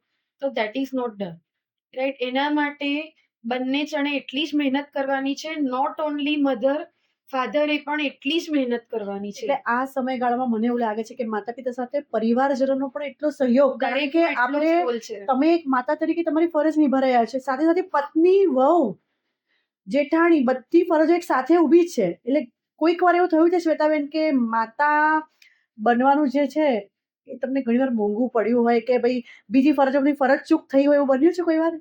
ના, હું એકચ્યુઅલી પોતાને લકી સમજુ છું કે ભગવાને કદાચ આ જવાબદારી મને કંઈક દેખીને આપી છે. કે એમને એવું લાગતું હતું કે આ બાળકને હું ધરતી પર મોકલીશ તો ટબુ જ છે કે જે સાચવી શકશે. તો મને ભગવાને કદાચ આપી છે, બરાબર? આ તો જ મારા ખભા પર આ જવાબદારી ભગવાને મૂકી છે કે આ જીરવી શકશે. સાચી વાત છે. મેં તમને કીધું ને, સંયમ અને ધીરજ ખૂબ માંગી લે છે. અને આજની પેઢી, જે આપણે કહીએ સ્માર્ટ પેઢીને સંયમ નામની વસ્તુ નથી, કારણ કે જલ્દી નાસીપાસ થઈ જતા હોય છે. ને આટલું સંયમ સાથે કામ કરવું એ ખૂબ અઘરું છે, કારણ કે ફાસ્ટ લાઈફ છે. બહુ દોડીને બહુ જ કામો, તમારા પણ સપના હશે, તમારી પણ કોઈ એમ્બિશિયસ હશે, એની સાથે તમારા બાળક સાથે તમારે રહેવું એ ખૂબ અઘરું છે. તો 2.5 વર્ષના આર્યથી હમણાં સુધીના 20 વર્ષના આર્ય સુધીની સફર કેવી રહી? શું ચેલેન્જીસ? કારણ કે ખૂબ અઘરો છે. તમારી સ્ટોરી પરથી એટલું તો મને જાણકારી મળે કે આ સમયમાં પતિ, પરિવારજનો, સમાજ અને બીજી લાઈફસ્ટાઈલ કેવી રીતે? એકચ્યુઅલી મેઇન વસ્તુ તો મારા માટે સૌથી મોટું ડિસિઝન અહીંયાથી બરોડા જવું એ જ મારા માટે સૌથી મોટું પરિવારજનો decision હતું. છોડીને જવું એટલે બરાબર. અને કે ત્યાં મને જઈને એકલી કેવી રીતે રાખીશ? ગાડી ચલાવતી હતી પણ દાહોદમાં જ ચલાવતી હતી, કોઈ દિવસ સિટીમાં નથી ચલાવી. આર્યને લઈને જાગ્યા ત્યારે પરેલમાં પ્રેક્ટિસ થઈ ગઈ હતી, પણ હા, સિગ્નલ કેવી રીતે યુઝ થાય છે કે બરોડા સિટીમાં કેવી રીતે ગાડી ચલાવીશ એ મને નોલેજ નહોતું. મને મારા આર્યએ શીખવાડ્યું એ વસ્તુ. એના પછીની સ્ટ્રગલમાં એક તો ત્યાં સૌથી પહેલી વસ્તુ હતી કે એ જમાનામાં એટલા મોબાઈલ્સ નહોતા, ઇન્ટરનેટ નહોતું, તો નોલેજ ક્યાંથી ગેઇન કરવું એ વસ્તુ હતી. તો જાતે જાતે જેટલું દેખીને સમજ પડતી હતી થેરાપી સેન્ટરોમાં જઈને, કે ફોર એક્ઝામ્પલ કે હું એક થેરાપીમાં અંદર નથી બેસી શકતી, તો હું બહાર બેઠેલી છું, તો હું બીજા બાળકોની જે થેરાપી ચાલે છે એને હું ઓબ્ઝર્વ કરું છું. તો એ વસ્તુ મારા છોકરા જોડે ઘરે ટ્રાય પણ કરું છું. તો અમે લોકો, અમારું પોતાનું ઘર તો છે નહીં, અમારું રેન્ટના ઘરમાં જ અમે લોકો સ્ટાર્ટિંગથી રહ્યા છે. તો રેન્ટના ઘરમાં પણ બધું આર્ય માટે એ રીતનું એટમોસ્ફિયર ઊભું કરવું એ પણ અમારા માટે થોડું ડિફિકલ્ટ હતું. એનામાં અમે લોકોએ ઘણી બધી બીજી ચેલેન્જીસ પણ મેં ને મારા હસબન્ડ અને મારી ફેમિલીએ ફેસ કરી છે. મીનવાઇલ દાહોદ આવવું અને હું એને ત્યાં કઈ રીતે રાખું છું, અને એ બધી જ વસ્તુ તમે ફેમિલી તરીકે પણ તમે લોકો અહીંયા રિપીટ કરો. મારા મમ્મી પપ્પા પણ અહીંયા નજદીક જ રહે છે, રાઈટ? તો મારા ઘરે પણ એ જાય છે, તો મને ઇન્સ્ટ્રક્શન આપવી પડે છે મારા મમ્મી પપ્પાને કે તમે આ જ કરજો. તો હા, ફેમિલીએ પણ મને એટલો જ સપોર્ટ કર્યો તમારા છે. કેસમાં હું દેખી રહી છું કે- તમને પરિવારજનોનો ખૂબ સહયોગ રહ્યો હા. છે, અને જરૂરી જ છે. હા, તો એ લોકોએ મને હંમેશા એવું કીધું કે હા, સુગર નથી આપવાની ને? ના, અમે નહીં આપીએ. તો એવું નથી કે હું નથી, તો મારી એબ્સન્સમાં કોઈએ એને ગળ્યું ખવડાવી દીધું. કેમ કે આ બાળકોને ડોક્ટર પહેલા દિવસથી કહે છે કે ઓલરેડી આ લોકો હાઇપર એક્ટિવ છે, તો બને ત્યાં સુધી તમે લોકો જેટલો, એટલે નેચરલ સુગર હોય કે આપણી આર્ટિફિશિયલ સુગર હોય, બંને તમે ના આપો એટલું સારું. તો હું મારા આર્યને એટલું બને એટલું અવોઇડ કરાવું છું, પણ એ પોતે બહુ ફૂડી છે, એટલે એ તો હું એને અવોઇડ નથી કરાવી શકતી. જ્યારે નાનો હતો ત્યારે તો મને બહુ જ સુગર અવોઇડ કરી છે. મારા હસબન્ડને પણ બહુ જ ગળ્યું ભાવે છે, તો એ તો હવે ડીએનએ માં આવવાની જ છે અમુક વસ્તુઓ. તો ટ્રાય થાય એટલું અમે બધાએ કર્યું છે કે બને ત્યાં સુધી એનામાં ગળ્યું ઓછું જાય. તો હું અમુક પેરેન્ટ્સને પણ કહીશ કે જો તમારા બાળકમાં કંઈક નોર્મલ બાળકમાં પણ તમને હાઇપર એક્ટિવિટી જોવા મળે છે, તો તમે એ લોકોને સુગર ઓછી આપો. નોટ ઓનલી ઓટિસ્ટિક બાળક, તમે જેટલી નોર્મલ આપણું બીપી લો થઈ જાય તો આપણને સૌથી પહેલા શું સુગર આપે છે? ખેંચી ખાવાની, સાચી વાત છે. તો આ એના જેવું છે કે તમારું બાળક બહુ જ હાઇપર એક્ટિવ છે, તો તમે એને સુગર ઓછી કરશો તો પણ તમને એનામાં ચેન્જીસ જોવા મળશે. આર્ય સાથેના તમારા અનુભવ? આર્ય સાથેના મારા અનુભવો તો સારા બી ઘણા બધા છે અને પડકારજનક બી ઘણા બધા છે.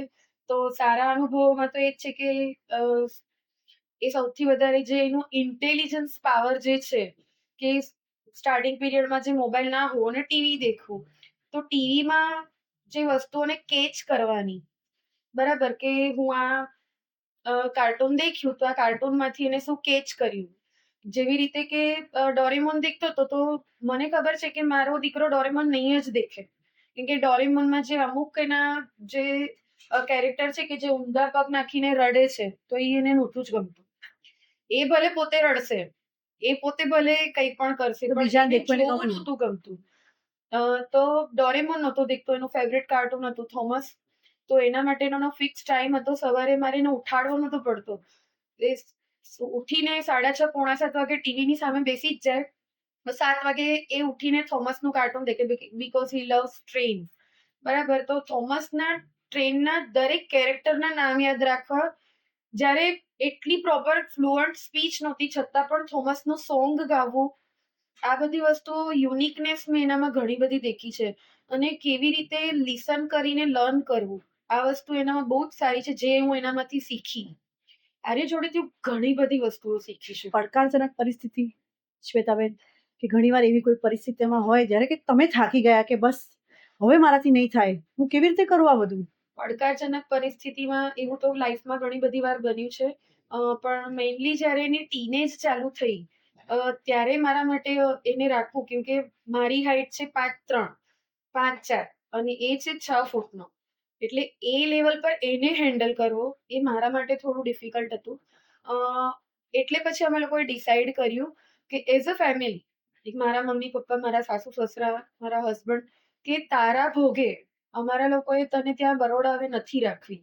કે અમુક ઇન્સિડન્ટ્સ લાઈફમાં એવા બની ગયા હતા કે બહુ જ તકલીફજનક, એટલે લાઈક હું પણ એક સ્ટ્રેસ લેવલને બહુ વર્ષોથી ચાલી રહ્યું હતું, તો મારું પણ એક મેન્ટલ લેવલ હતું, ફિઝિકલ લેવલ હતું, તો મારું પતી ગયું હતું.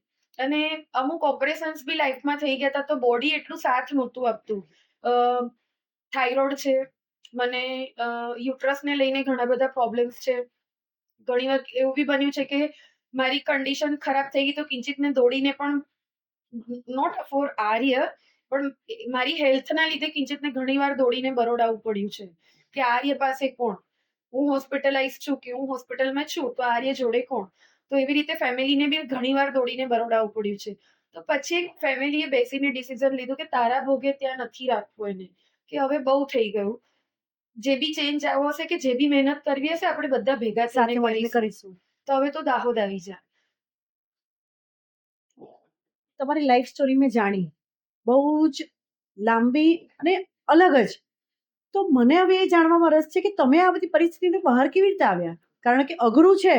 આ જેટલું અમે સાંભળી રહ્યા છે, દર્શકો સાંભળી રહ્યા છે, એટલી સહેલી જેટલી સંભળાઈ રહી છે એટલી સહેલી આ સ્ટોરી તો નથી જ. કારણ કે જેના પર વીતે એને જ ખબર પડે. બોલવું અને સાંભળવું ખૂબ સહેલું છે, અહીં બેસીને પૂછવા, પ્રશ્નો કરવા પણ સહેલા છે. જ્યારે પોતા પર વીતે ત્યારે આપણને ખબર પડે કે આ પરિસ્થિતિમાંથી બહાર કેવી રીતે નીકળાય. તો શ્વેતાબેન, મારો આ જ પ્રશ્ન કે આ પરિસ્થિતિમાંથી તમે બહાર કેવી રીતે આવ્યા? એકચ્યુઅલી આર્યને લઈને જ્યારે હું દાહોદ આવી તો બહુ બધી ચેલેન્જીસ અમે લોકોએ એઝ અ ફેમિલી ટીમ તરીકે અમે લોકોએ બહુ બધું ફેસ કર્યું. પછી અમે લોકો એવું નક્કી કર્યું કે આપણે કઈક જગ્યાએ એને મૂકીએ તો એને એક ડિફરન્સ ખબર પડે કે ફેમિલી સાથે રહેવું શું છે અને ફેમિલી વગર રહેવું શું છે. તો જેવી રીતે હું આટલી બધી સંસ્થાઓમાં ને આટલી બધી થેરાપી સેન્ટર કે આટલા બધા ટીચર્સ ને બધાને મળેલી હતી, પેરેન્ટ્સ બી ઘણા બધા કનેક્ટેડ છે. જેવી રીતે અમારા લોકોનું સ્પેશિયલ ચાઇલ્ડનું પેરેન્ટ્સનું એક ગ્રુપ છે, તો ત્યાં બધી જગ્યાએથી મને ખબર પડી કે આવી રીતે એક સંસ્થા છે, તો એ લોકો બાળક લેતા હોય છે. અમે ત્યાં આગળ મારા આર્યને મૂક્યો હતો, પણ મારા અનુભવ ત્યાંના પર્સનલી મારા અનુભવ સારા નહોતા.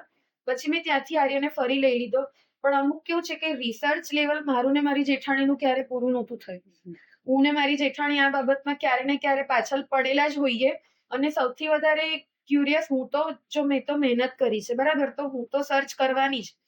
પણ મારા આર્ય માટે પણ એટલી લાગણી એના કાકા કાકીને છે કે મારા ભાઈ ભાભી તો એ લોકો કંઈક ને કંઈક શોધી શોધીને મને કાયમ આપતા રહેતા કે તું આ જગ્યા પર જા, તું આ વસ્તુ કર, તારે આ કરવું જોઈએ, અમે આ દેખ્યું છે.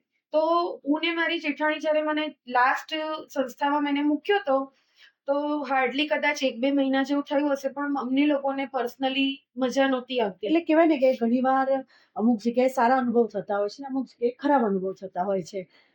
તો પેલું કહેવાય છે ને, ગુજરાતીમાં કહેવાય છે કે ભગવાનની લાકડીમાં અવાજ નથી હોતો. તો હું તો અહીંયાથી એક જ અપીલ કરીશ કે ઘણીવાર માતા પિતા બહુ વિશ્વાસથી આ સંસ્થાઓમાં બાળકોને મૂકી જતા હોય છે. તો જ્યારે કોઈ માતા પિતા પોતાનું બાળક તમારી પાસે મૂકી રહ્યા છે તો બહુ વિશ્વાસથી મૂકી રહ્યા છે, તો કદાચ માતા પિતા નહીં દેખી શકે, પણ તો ઉપર ભગવાન બધું દેખી રહ્યો છે. કેમ શ્વેતાબેન, સાચું કહ્યું ને? બહુ જ સાચી વાત છે. પણ આ લોકોને ડર છે કે નથી એ મને નથી ખબર, પણ મારા અનુભવ પરથી એવું કહીશ કે એ લોકોને ડર બિલકુલ પણ નથી કોઈ જ વસ્તુનો. ભગવાનનો પણ ડર નથી. એટલા ગંદા અનુભવમાંથી અમે લોકો અમારી ફેમિલી પસાર થઈ છે. ત્યારે જ એને ડિસિઝન લીધું કે આર્યને પાછો લઈ આવવો છે. પછી અમે લોકો એને પાછો લાવ્યા. એના પછી ફરી મારીને મારા જેઠાણીની શોધ ચાલુ થઈ. ફરી અમે લોકો એને એક બાલાસિનોર પાસે હૈદરાબાદ બેઝડ છે ઓટિઝમ આશ્રમ, અમે એને ત્યાં મૂક્યો. ત્યાં એ લોકોએ 14 એકરમાં એ લોકોએ સંસ્થા પૂરી ડેવલપ કરી છે. એનામાં એક્ટિવિટી કરાવતા હોય છે, જે રીતે સવારે એ લોકોને 6:30 વાગે ઉઠાડી દે, પછી એ લોકોને દૂધ ને બિસ્કિટ આપે, એ લોકોનો વોકિંગ ટાઈમ હોય, પછી થોડીક વાર એ લોકોને નોર્મલ વોર્મઅપ જે કરાવીએ એ રીતનું વોર્મઅપ કરાવે, પછી એ લોકો એમના રૂમ પર જવાનું, નાહી ધોઈને તૈયાર થઈને પાછું આવવાનું, બ્રેકફાસ્ટ કરો, પછી યોગા અને અમુક એક્ટિવિટી. શ્વેતાબેન, આ ઓટિસ્ટિક માટે બાળકો માટે સ્પેશિયલ સંસ્થા હોય છે કે સ્પેશિયલ ચાઇલ્ડ માટે ના, હોય છે? ઓનલી ફોર ઓટિસ્ટિક બાળક. ત્યાં ઓટિસ્ટિક બધા જ હા. કેટેગરી જે તમે કીધી એ બધી જ ઓટિઝમ સાથે કોઈ પણ પ્રોબ્લેમ છે, ઓટિઝમ સાથે ડિસ્લેક્સિયા છે, ઓટિઝમ સાથે તમને બાળકને સીઝર આવે છે. હા, પણ મેઇનલી ઓટિઝમ.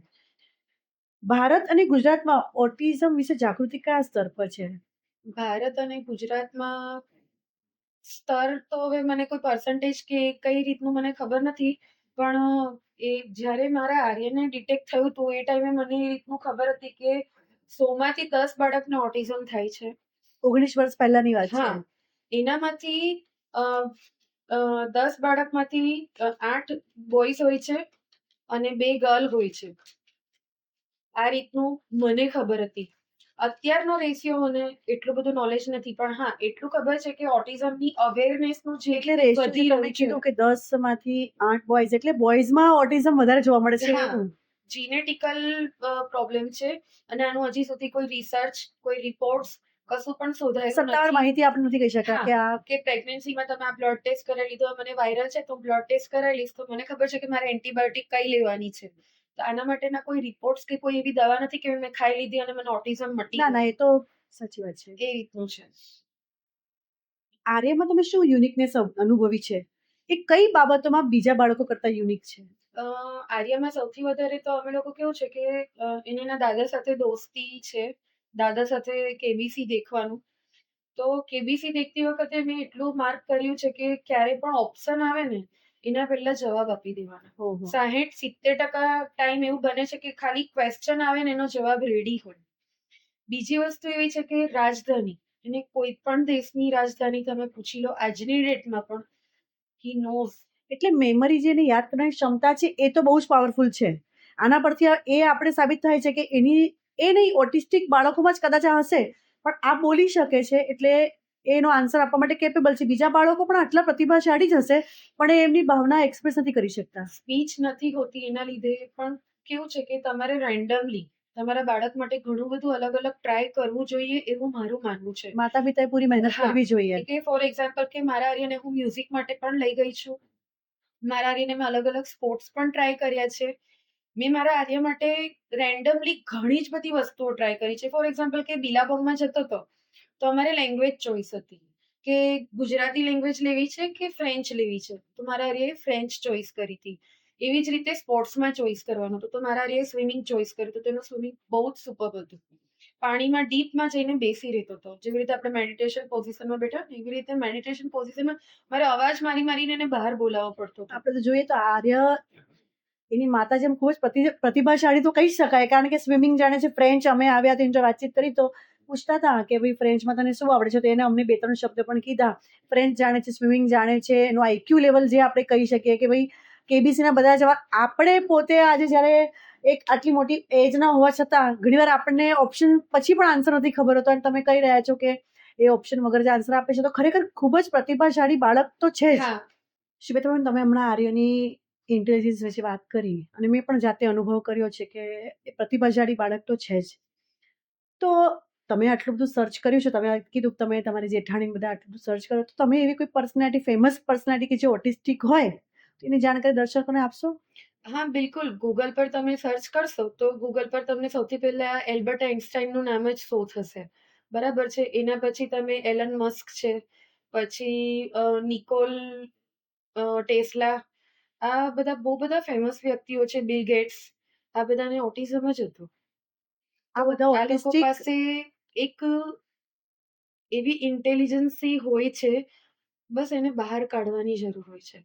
એ લોકો એ સમાજમાં પોતાને કઈ રીતે એક્સપ્રેસ કરે, બસ એને જ ખાલી પેલું ને કે મારા ઘરમાં એક કળિયુગી છે, મારે ખાલી એને કેવી રીતે ખીલવવાની ખીલવવાની છે, છે. મારે એનામાં કઈ રીતનું ફર્ટિલાઇઝર નાખવાનું છે, depends on mother and father and family. Shwetaben, autism વિશે મેં જેટલી માહિતી મેળવી એટલે અમુક વસ્તુ મારી પણ જાણકારીમાં આવી, એટલે મિથ્સ અને ફેક્ટ્સ. તો તમારા દ્વારા અમે જાણવા માંગીએ છીએ દર્શકોને અમુક મિથ્સ અને ફેક્ટ્સ કે ગેરમાન્યતાઓ અને માન્યતાઓ જે વર્ષોથી ચાલતી આવી છે, તો એ દર્શકોને જણાવો અને એ દૂર થાય એની આપણે એક પ્રયત્ન કરીએ. ઓટિઝમ એક બીમારી છે અને ઓટિસ્ટિક બાળક બીજા જે સામાન્ય બાળકો કરતાં એમની બુદ્ધિ ક્ષમતા કંઈક ઓછી હોય છે. ના, ઓટિઝમ કોઈ બીમારી નથી. એ એક ન્યુરો ડાયવર્ઝન છે, જેનામાં બસ એક જ વસ્તુ છે કે એક બ્રેનનું વાયરિંગ અલગ રીતે થયેલું છે. રસ્તો બનતો હોય છે તો આપણને આગળ બોર્ડ લખેલું છે કે આનામાં ડાયવર્ઝન લો, આપણે બોર્ડ તોડીને તો આગળ જતા નથી. તો એક સમ ટાઈપ ઓફ એક બ્રેનનું ન્યુરોન્સ થોડા અલગ રીતે કે બ્રેનનું વાયરિંગ થોડુંક અલગ રીતે કરેલું છે, અને આ લોકોની એક્સપ્રેસ કરવાની રીત અલગ હોય છે.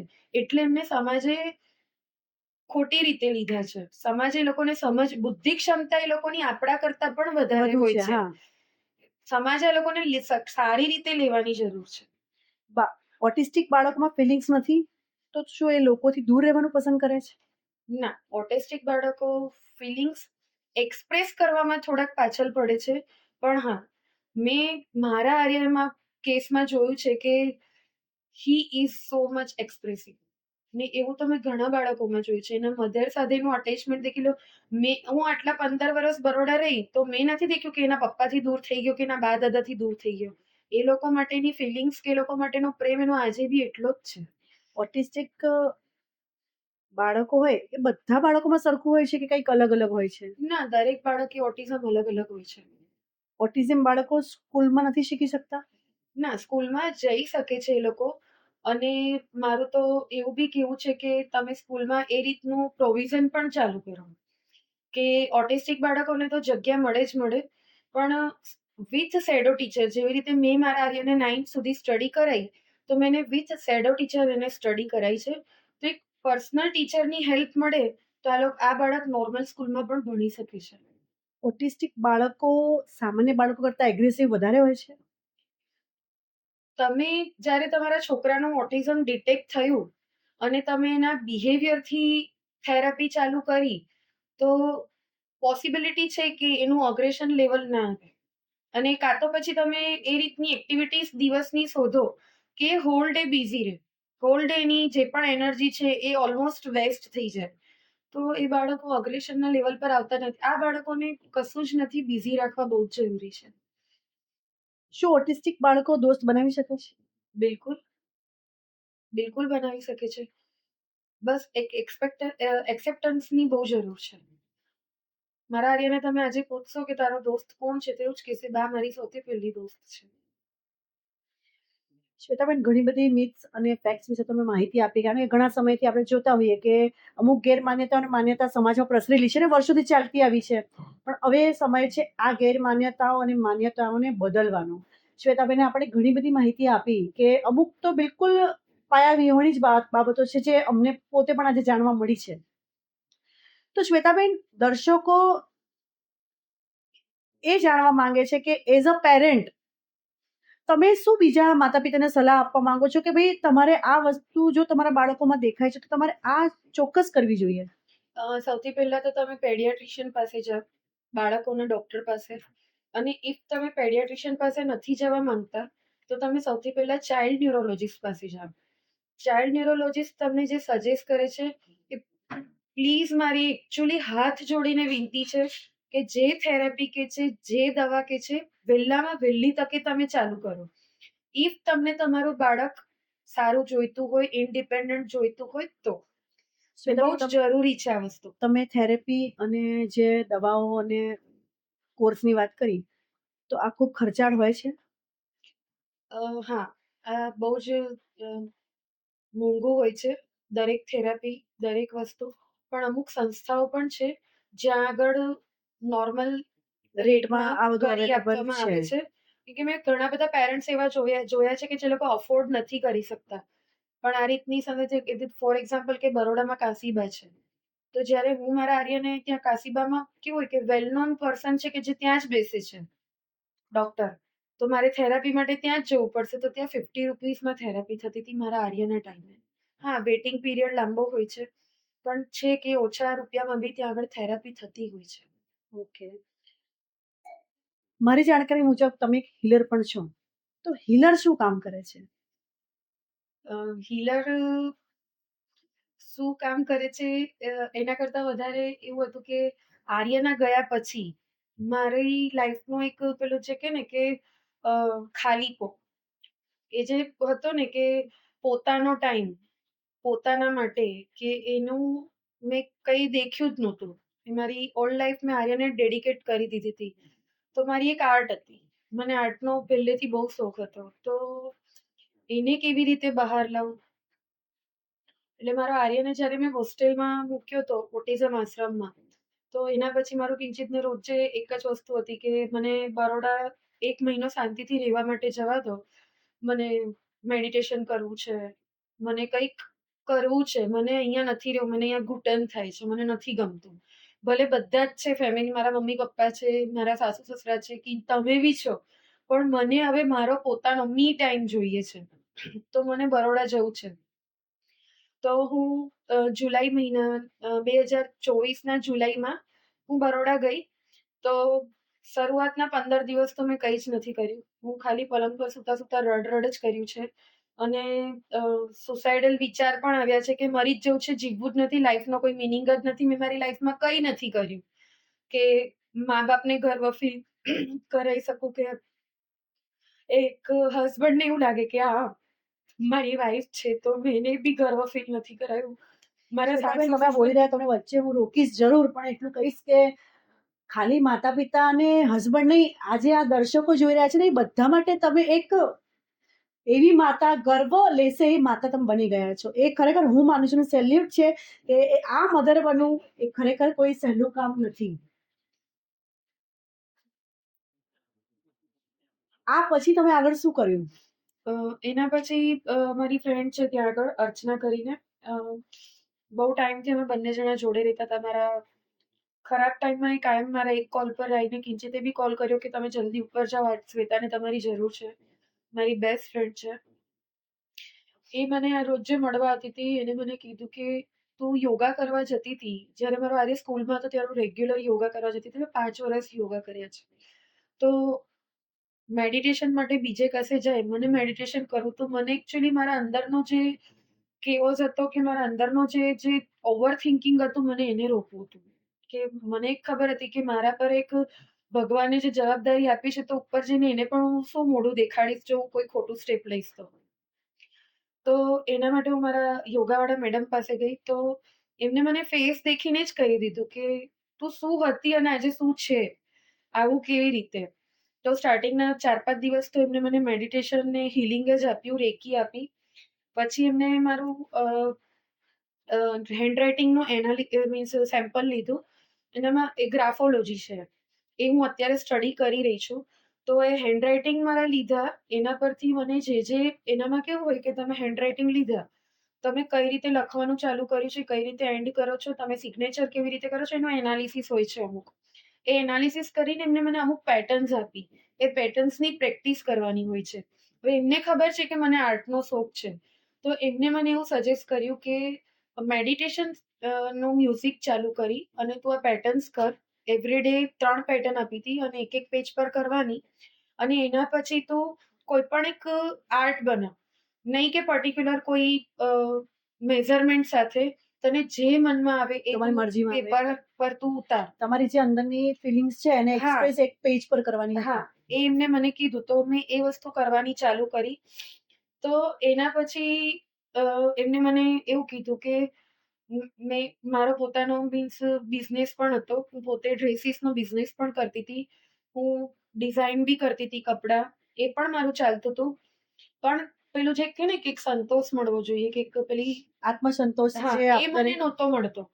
કે ઓર્ડર આવ્યા, કરી દીધું, પતાવી દીધું, ડિઝાઇન બી કર્યું, આપી દીધું, પણ પેલું એપ્રિસિએશન પણ નહોતું મળતું, અને એ બંને વસ્તુ કે મને પોતાને બી સેટિસ્ફેક્શન નહોતું મળતું. તો એમને મને એવું કીધું કે વાય નોટ આર્ય? જ્યારે તારી પાસે આટલું મોટી વસ્તુ છે કે તું આર્ય માટે જ ભણી શકે છે, તો તું આર્યને કેમ ચોઈસ નથી કરતી? એમને મને રસ્તો બતાડ્યો. એમનું નામ છે શ્વેતા બ્રહ્મભટ્ટ. મારી પોતાની એમનાથી હું હીલ થઈ. પછી એમને મને ઓટિઝમનું ભણવાનું ચાલુ કરાવડાવ્યું. ઓટિઝમનું ભણવાનું ચાલુ કર્યું તો બધું અલગ અલગ સર્ચ કરતી હતી, પણ મને પોતાને આર્ટને લઈને બી કંઈક કરવું હતું. ઓટિઝમનું તો હું ભણતી જ હતી, પણ એના સાથે બી મને બીજું ઘણું બધું કરવું હતું. તો મને એકવાર પોપઅપ થઈ આર્ટ થેરાપી. આપણે ઘણીવાર ને અમુક વસ્તુ સર્ચ કરતા હોઈએ તો ઇન્સ્ટાગ્રામના અલ્ગોરિધમમાં આવી જાય છે. કે પછી મેં સાયકોલોજીનો કોર્સ, ચાઇલ્ડ સાયકોલોજીમાં મેં એનરોલ કર્યું. એના પછી મેં રેકીનો કોર્સ એનરોલ કર્યો. મેં વન બાય વન બધું ભણવાનું ચાલુ કર્યું. હીલર તરીકેની જે તમારી શરૂઆત થઈ એ હા. આ રીતે અંધકારમાંથી પ્રકાશનું કિરણ એક જે તમે બન્યા, હા, એ આ તમારી સફર હતી. એક માતામાંથી હવે એક સેલ્ફ ડેવલપમેન્ટ અને પોતાના માટે એક કામ કરતી મહિલા, કે પોતાની ખુશી માટે એક આત્મસંતોષ કે કંઈક જીવનમાં ખૂટી રહ્યું છે અને મારે કંઈક કરવાની જરૂર છે. શ્વેતાબેન, તમારી સફર જે શરૂ થઈ આર્ટ વિશે, એ હીલર બન્યા એ માટે તમારે બહુ સહયોગ કર્યો કે મંડલા આર્ટ. તો દર્શકોને જણાવજો તમે કે ભાઈ આ આર્ટની આજે તમારા થ્રુ જ હું માહિતી મેળવી રહી છું કે મંડલા આર્ટ પણ કોઈક હોય છે. તો જો આ મંડલા આર્ટની જે તમે આજે કહી રહ્યા છો આર્ટ થેરેપી, એ બધા જ કોઈ પણ ડિપ્રેશન કે સ્ટ્રેસ લેવલમાં એટલી જ ઉપયોગી છે? હા, દરેકને હેલ્પ કરી શકે છે આ. આ અને અફોર્ડેબલ હોય છે કે એના માટે પે કરવું પડતું હોય છે? હા, મેં એકચ્યુઅલી આ જેટલું પણ હું કોર્સ કરી રહી છું, કે હું ભણી રહી છું, એ બહુ જ કોસ્ટલી છે.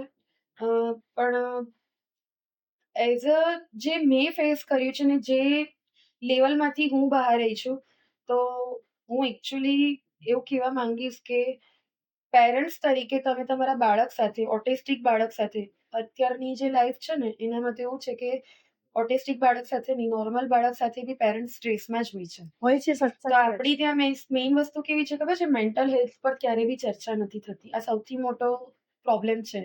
અને એક સાયકિયાટ્રિસ્ટ પાસે તમે જો કાઉન્સેલિંગ માટે જાઓ છો ને, તો આપણી ત્યાં એવો ટેબુ છે કે મેન્ટલી ડિસ્ટર્બ છે એટલે સાયકિયાટ્રિસ્ટ પાસે જાય છે. સાચી વાત તો એ છે. વસ્તુ બી લોકોની દૂર થવી બહુ જ જરૂરી છે. આજે હું પોતે પણ ભણવાનું ચાલુ કર્યું ને, તો મને ઘણી બધી જગ્યાએથી મીન્સ લોકો બોલતા હતા, આ ઉંમરે શું ભણવાનું ચાલુ કર્યું છે? તારે તો કંઈ ખસકી ગયું છે, તો અત્યારે ભણે છે. હમણાં તો આ કરવાનું હોય, હમણાં તો પેલું કરવાનું હોય. દેરાસર જા, સેવા પૂજા કર, સામાયિક કર, હવે આર્ય નથી, પ્રતિક્રમણ કર. આવું બધું મને ઘણા બધા લોકોએ કીધું છે. પણ મારું ખાલી એટલું જ હતું કે મને પોતાની સેલ્ફને પહેલા હીલ કરવી છે, એના પછી હું બધું કરીશ. સાચી વાત છે. આ વસ્તુ મેં મને ચોઈસ ફરીથી કરી. શીખવા જેવી છે. મેં પોતાને choice age is just a number. Yes. એ વાત તમે સાચા અર્થમાં પુરવાર કરી છે હા. કે ભાઈ ભણવા માટે, કશું શીખવા માટે કોઈ ઉંમરની રાહ જોવાની જરૂર નથી. આગળની સફર કે આ તમે શીખ્યું, તો હવે તમે જે આ શીખ્યા, જે તમે મંડલા આર્ટ કહો છો કે હીલર તરીકે છે, તો એ તમારે કાયદેસર માન્યતા પ્રાપ્ત છે? તમારી પાસે કોઈ સર્ટિફિકેટ કોર્સ તમે કર્યો છે? હા, મારી પાસે દરેક વસ્તુના સર્ટિફિકેટ છે. પણ એકચ્યુઅલી મંડલા આર્ટનું કોઈ સર્ટિફિકેટ, જો આર્ટનું કોઈ જ સર્ટિફિકેટ હોતું નથી, બરાબર છે?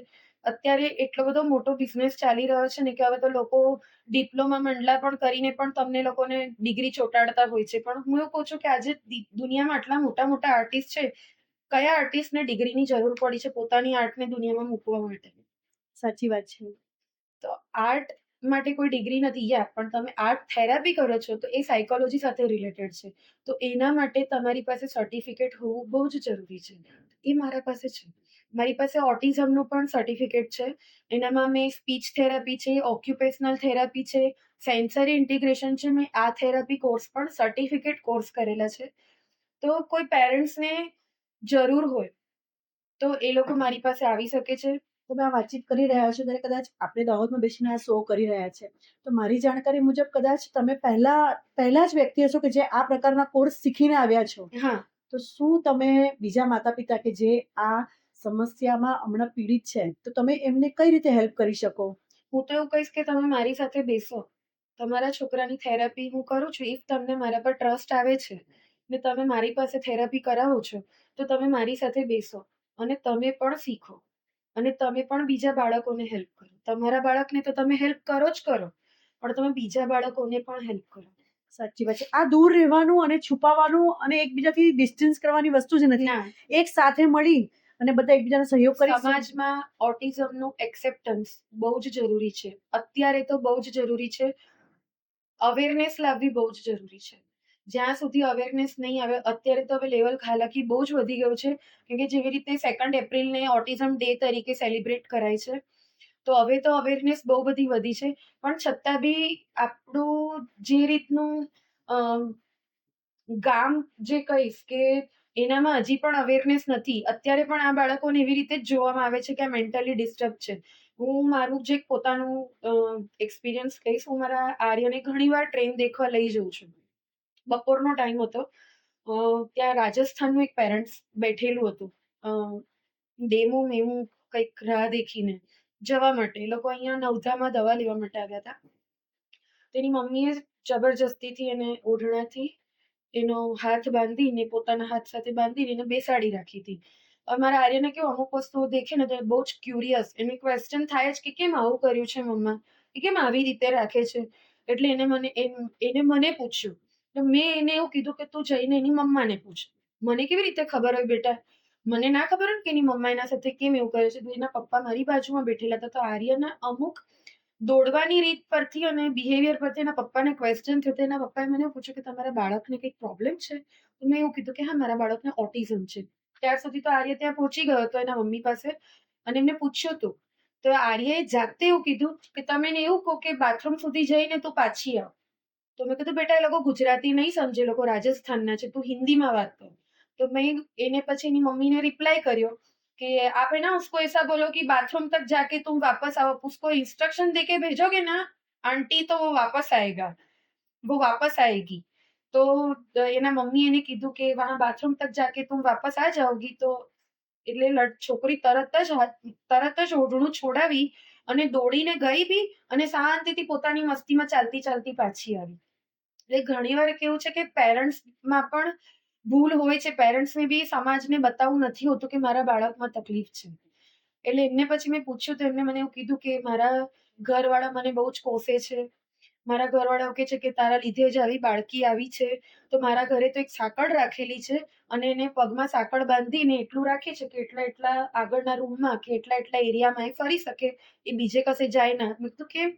તો કે છોકરી છે ને એના સાથે કોઈ ખરાબ કૃત્ય ના થાય, કે મારા માથે હજી બીજું કોઈ કલંક ના આવી. જેમ કે છોકરીને તો મારા માથા પર કલંક તરીકે નાખી જ દીધી છે, પણ એમ કે બીજું કોઈ કલંક ના આવી જાય ને, એટલે પછી અમે લોકો, હું ને એના પપ્પા જઈને એના માટે સાંકળ લઈ આવ્યા અને અમે એને સાંકળથી બાંધીને ઘરમાં રાખીએ છીએ.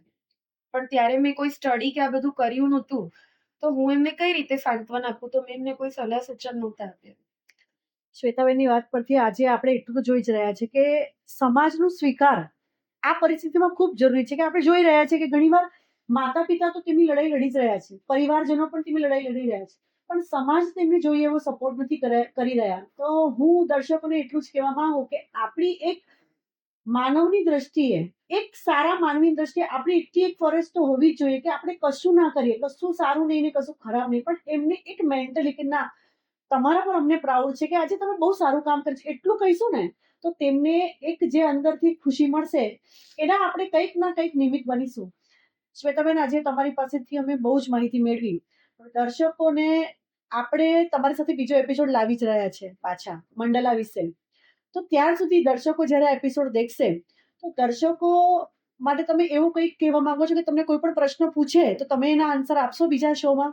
બિલકુલ 100% આપીશ. અને કોઈ ઓટિઝમ ને રિલેટેડ હશે કે આર્ટ ને લઈને હશે, હું કોઈ પણ ક્વેશ્ચન આન્સર કરવા માટે રેડી છું. અને દર્શકોનો સહયોગ કરવા જો કોઈ ઓટિસ્ટિક બાળકના પેરેન્ટ તમારી પાસે આવે છે તો તમે તેમનો સહયોગ કરશો?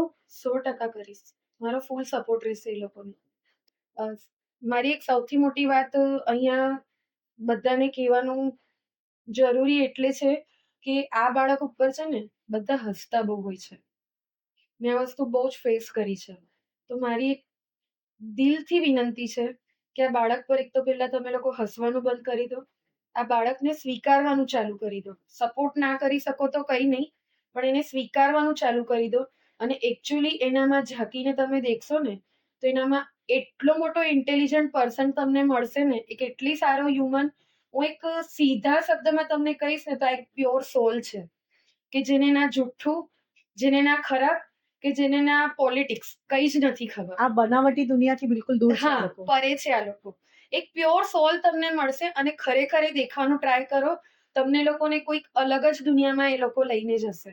કેમ કે મેં તો મારા છોકરા સાથે આ જીવી છું, એટલે હું ખરેખર આ સમાજને, આ સોસાયટીને બધાને વિનંતી કરીશ કે આ છોકરાઓને સ્વીકારવાનું ચાલુ કરો, એ લોકો પર હસવાનું બંધ કરો. અને મારી જેન્યુઅનલી રિક્વેસ્ટ છે કે દરેક સ્કૂલમાં નોર્મલ ચાઇલ્ડને પણ સ્પેશિયલ બાળક માટેનું શીખવાડવાનું, કે એ લોકો માટેનો એક પીરિયડ એડ કરો. ભલે વીકમાં એક પીરિયડ હોય, પણ એ લોકોને પણ એ વસ્તુનું નોલેજ આપવાનું ચાલુ કરો. તો સ્પેશિયલ ચાઇલ્ડનું જે લેવલ જે છે ને, કે એ લોકો અત્યારે આ લેવલ પર છે, એ લોકો આ લેવલ પર આવી આવી શકે, શકે. સાચી વાત છે તમારી. તો એ બહુ હેલ્પફુલ રહેશે આ વસ્તુ. તો શ્વેતાબેન, આપણે આજે આર્યની આટલી વાત કરી રહ્યા છે તો એઝ અ પેરેન્ટ તમે અલાઉ કરશો આર્યને શો પર લાવવાનું? બિલકુલ, કેમ તો નહીં. બોલાવો આર્યને, આપણે બધા આજે જે દર્શકો પણ પણ મળે. છું અત્યારે, કે હું અત્યારે તમારી સામે મારો ઇન્ટરવ્યુ પણ કરી રહી છું, તો all because of Arya. Yes. તો એને તો હું બિલકુલ લાવી જ અને શકું અમને છું. ગર્વ છે આજે એક એવી માતા અમારી સાથે છે, એક પ્રેરણાદાયી માતા આપણી વચ્ચે છે. તો બોલાવો આર્યને. આર્ય, હાય આર્ય, કમ હિયર બેટા. કેમ છે આર્ય? અચ્છો. ઠીક છે. દર્શકોને હાય કરો. હા, હાય. કેમ છે આર્ય? સારો. આર્યને સૌથી વધારે શું ગમે છે? ટ્રેન. ટ્રેન્સ ગમે છે. ટ્રેન્સમાં તને કઈ ટ્રેન બહુ ગમે? વંદે ભારત. તું બેઠો છે ટ્રેનમાં? સ્કૂલમાં ભણે છે? નોટિસ આશ્રમમાં ભણતો તો. Very good. અરે હોબીઝ શું છે? તને શું કરવાનું ગમે? ટ્રેન. ટ્રેન્સ તો તને ગમે છે, બીજું તને શું કરવાનું ગમે? ટ્રેન દેખવાનું. તું ટ્રેન દેખવા કોની જોડે જાય રોજ? પપ્પા જો. મમ્મી ગમે કે પપ્પા? પપ્પા કેમ પપ્પા? હું કરાવે છે. બધું જ કરાવે. મમ્મી કરાવે. કરાવે. પછી બા દાદા ગમે? કરાવે. બા દાદા ગમે છે. ગમે છે. તને કયો સિંગર બહુ જ ગમે? મોહિત ચૌહાણ. અને મોહિત ચૌહાણનું કયું સોંગ બહુ ગમે? સત્તા. તું મારા માટે સોંગ ગાઈશ? ચલ ગા. સરસ રીતે. સત્તા એથેર. સત્તા એથેર. બસ કે હજી તો એકચ્યુઅલી એને બધા દુનિયાના બધા જ દેશની રાજધાની પણ એનું પણ એને બહુ નોલેજ છે.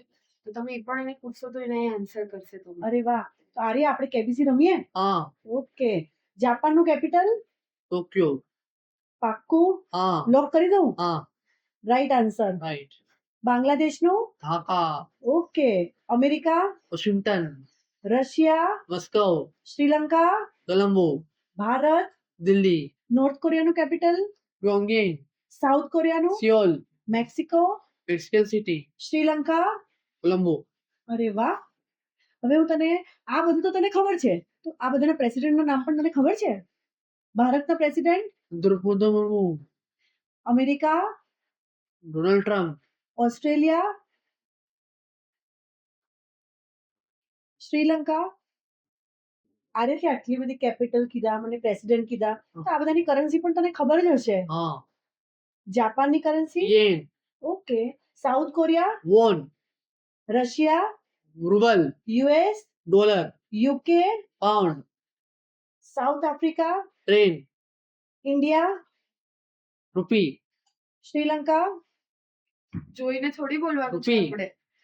ઓકે, આટલી બધી તો આર્ય મને પણ નથી ખબર કે આટલી બધી કરન્સી આ છે.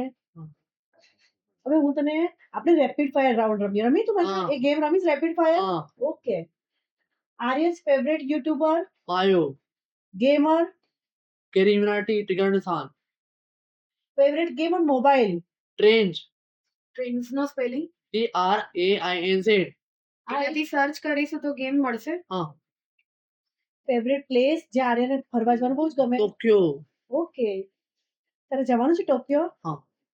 મને લેવાનો છે. Favourite food, Subway Burger King American chop suey Subway Burger King chop suey American chop suey McDonald's favourite colour. Blue okay, favourite actor, Shahrukh Khan actress.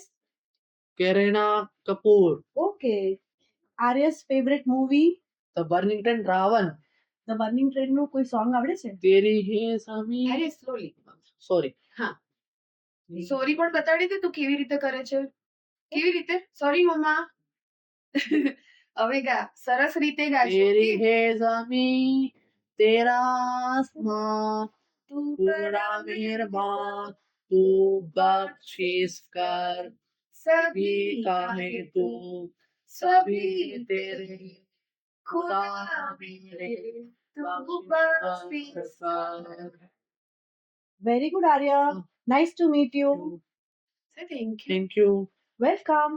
આજે આપણી વચ્ચે આપણે મુલાકાત કરી આર્ય શાહ જોડે, શ્વેતાબેનના દીકરા જોડે.